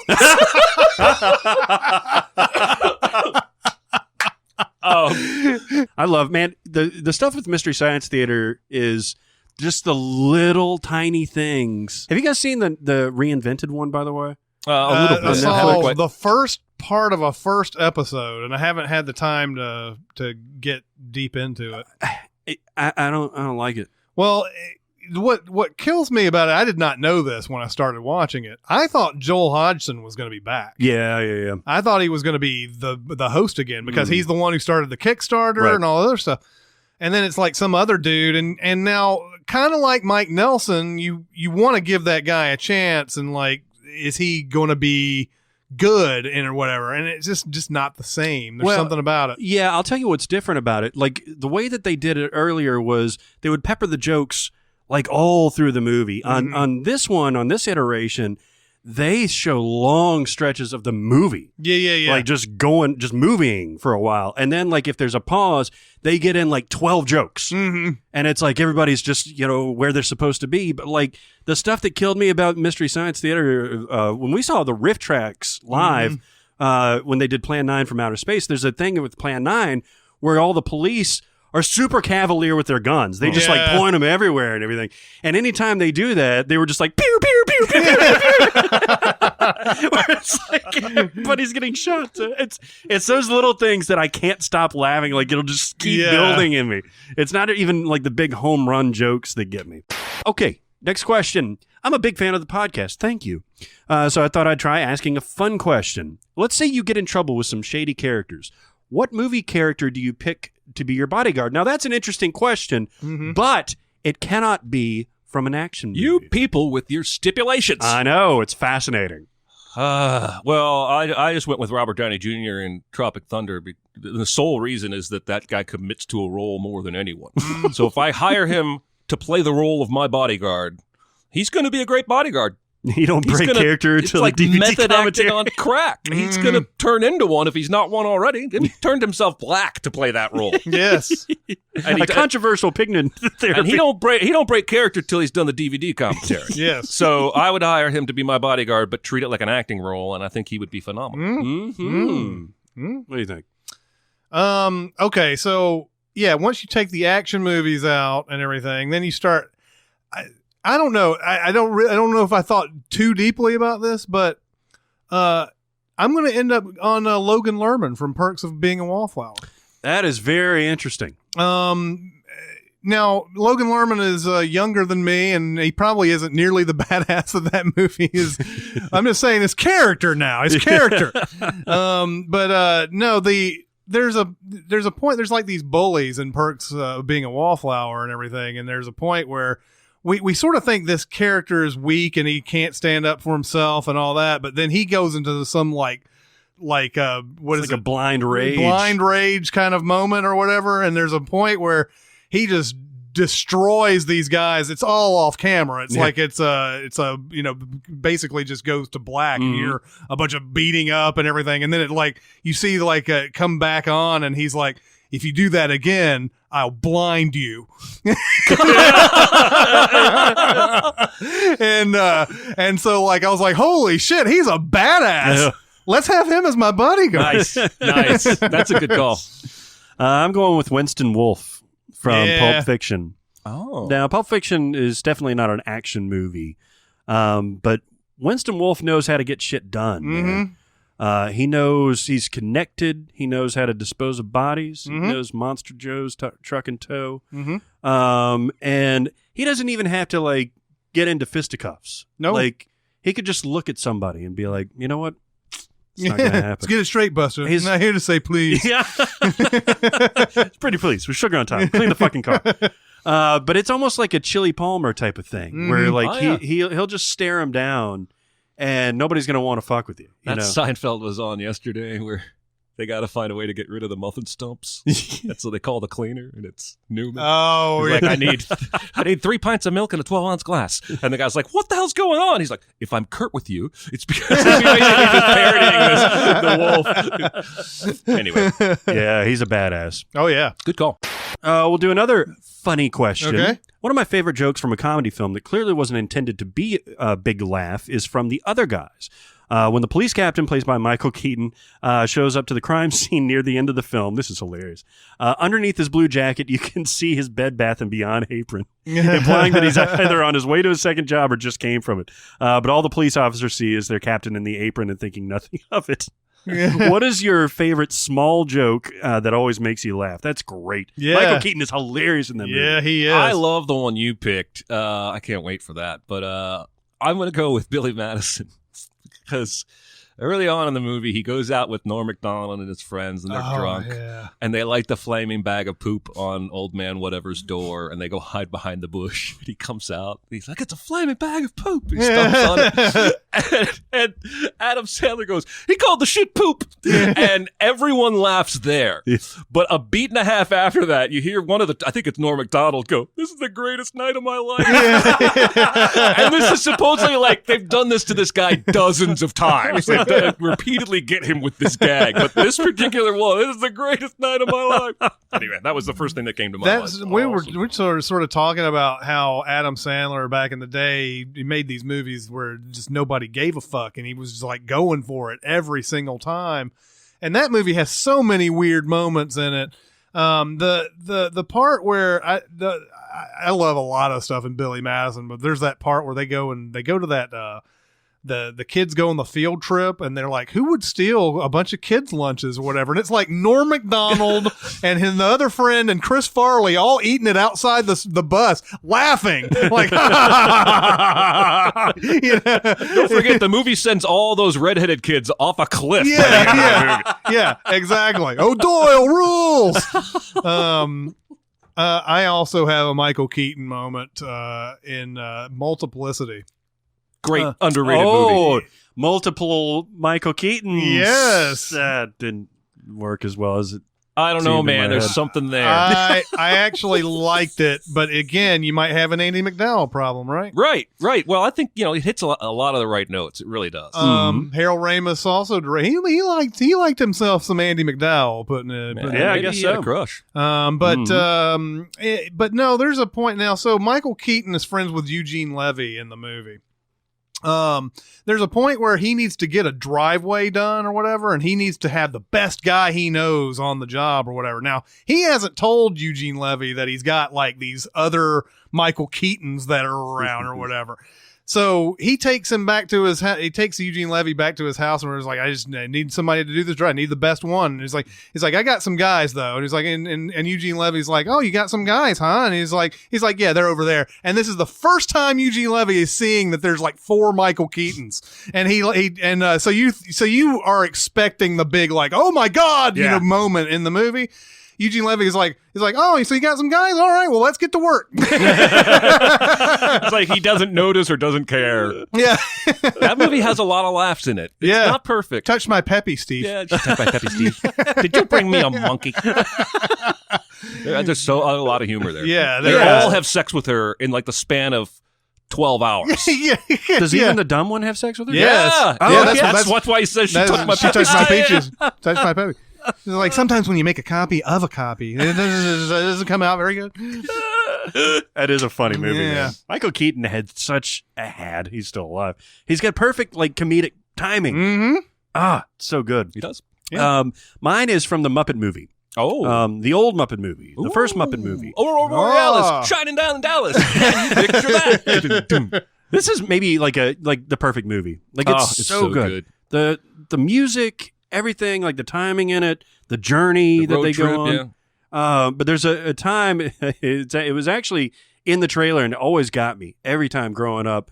But what they do is that Fozzie and Kermit are in the Studebaker, I guess, and they're going down the road, and Kermit's looking at the map, and he's like, all right, what you gonna do is take a left at the fork in the road. Oh yeah. And Fozzie's like, it's like, Kermit, and there's a fork, like an actual fork in the road, A giant one. And what's funny that's hilarious. And then they turn left, and there's this beat where Kermit's like, I don't believe that.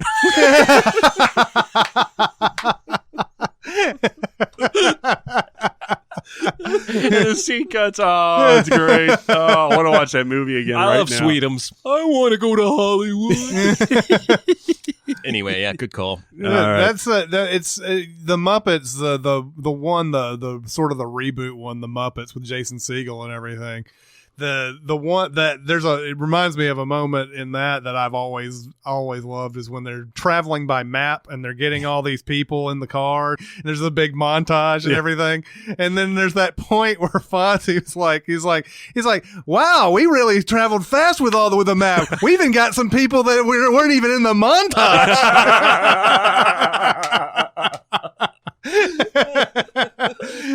Oh, did you ever see Muppets Most Wanted? No. Yeah. Did you? Is it any good at all? No, it's about half as good. No, yeah. Because I like the reboot. Well, here's the deal. I'm convinced of this fact. Jason Segel not only was the heart of that first reboot, like Peter Jackson was the heart of the Lord of the Rings movies, but he also understood the Muppets better than the people they hired to make the second one. So for whatever reason, they parted ways, because originally he was going to be in the sequel. Something happened. He wasn't. And just whoever they brought in, they don't have it. They don't have what he has in terms of his love for and understanding of that property. He could just do Muppet movies from now on. And He could, because that one he did is so tonally in line with those first 3 movies. It's uncanny. What, the first 3, so it's Muppets Take Manhattan, and then the third one is Muppet Christmas Carol? No, it's Muppets, Great Muppet Caper, and then Muppets Take Manhattan. Oh, I forgot Great Muppet Caper. Yeah, it's not as good as 1 or 3, I don't think. There's surprisingly more Muppet movies than you ever think there are. I guess so. I love there's Christmas about Carol. 8, right? Well, yeah, okay, so there's those 3 first ones, and then there's Christmas Carol, there's Treasure Island. Takes Manhattan. Well, Take Manhattan is part of the original 3. Oh, you already said that one?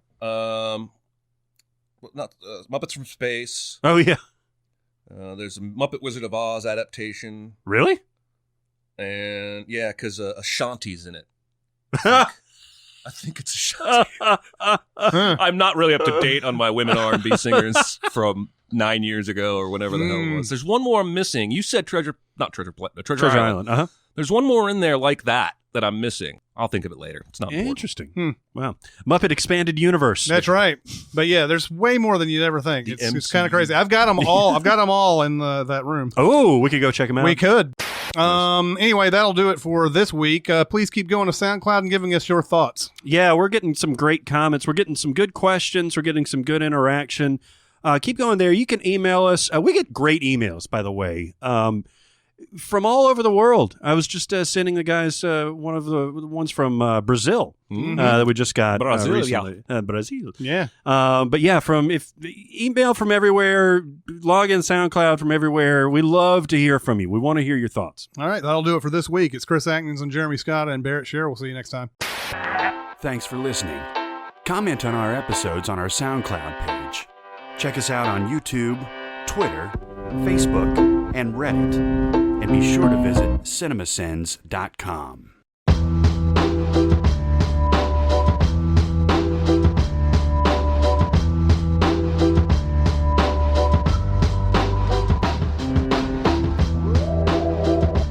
I think he's likable in general. Yeah. It's just that right now he's still too associated with Sheldon, which is a divisive show. Yeah. They're coming out with that Little Sheldon bullshit. Yeah, I have no idea what they're thinking. I mean, I know that show's incredibly popular, so spinning it off makes some measure of sense, but that has to be the first time there's been a spinoff of the same character on a series, and the other series is still going. Well, I think that series is going to end though after this season. But you're right; they will be both going at the same time. So they're going to have one more season? I think so. Is it because ratings are bad, or is it because it's a combination of? I mean, I think any show gets to. God, it's like 10 seasons now. It's been going on for a while. And so it gets to a point where the ratings kind of start to plateau, but all the actors are so damn expensive now because they all got such huge raises as the show was like the number one show on TV. But usually, like CBS, when they get a hit show, man, it goes run on that for shit like in the ground. it goes like for 45 seasons. Yeah. Like I think 2.5 Men's probably still finding a way somewhere.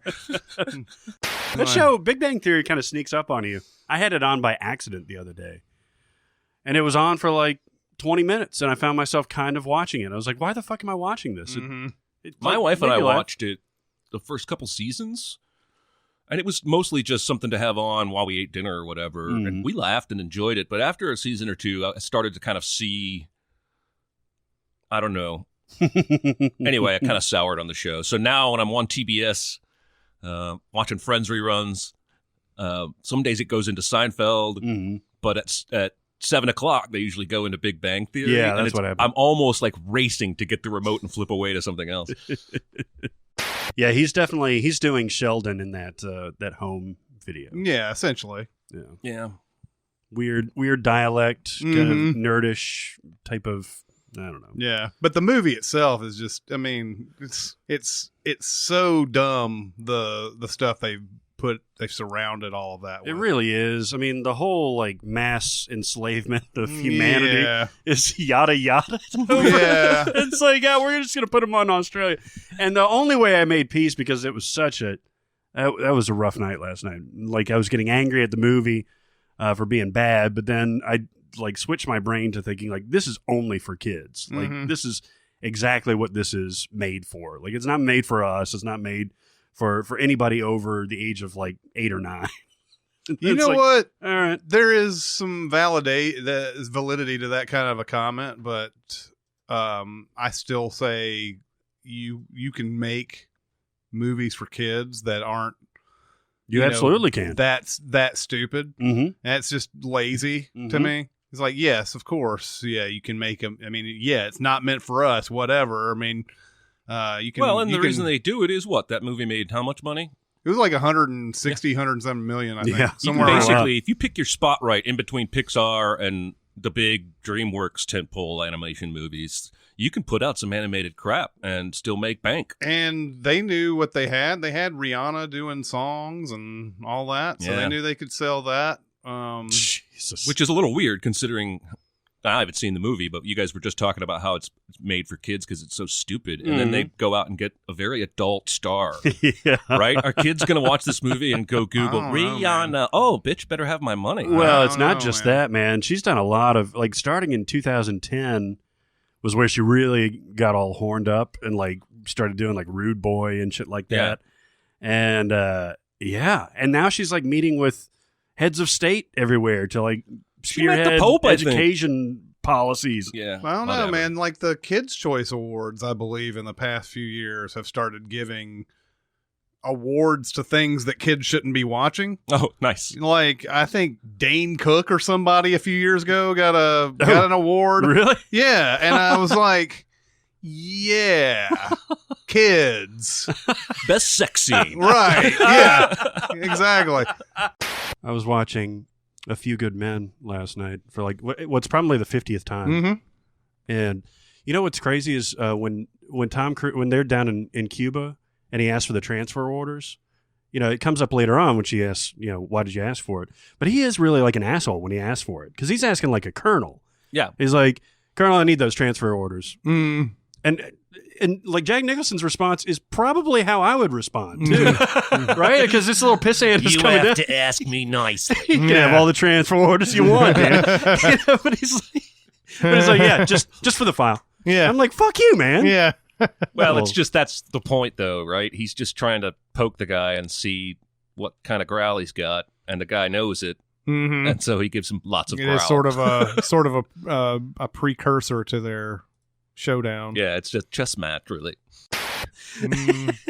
This will make you poop better. All right.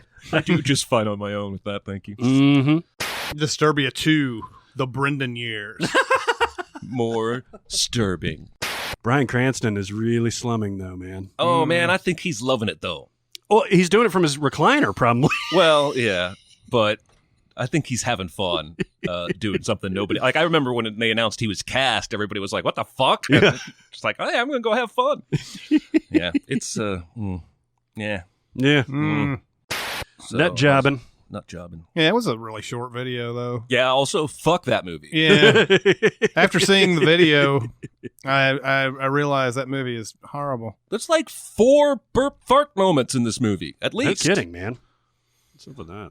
It's an easy way to get the kids to like you. I guess. Farts. I guess. I love that butt sin. But. Now laugh. Yeah. Yep. Sometimes there's nothing else to say when a movie has gone so far in one direction. The reason why I use Box Office Mojo is because they're going to update it more often than most other sites will. I'm sure we're going to see that Amityville has been moved back again. Well, they moved that indefinitely. I was gonna say, that's I think it's not even off. on the schedule now. Is it off? Oh, yeah. They took Oh, it. I thought the last one was the... No, they moved it off completely. Oh, that's funny. And now I'm kind of surprised. It's like almost like Bella Thorne's been trying to get Amityville out with all of her like antics and everything, like just trying to become a huge star so that when a movie comes out.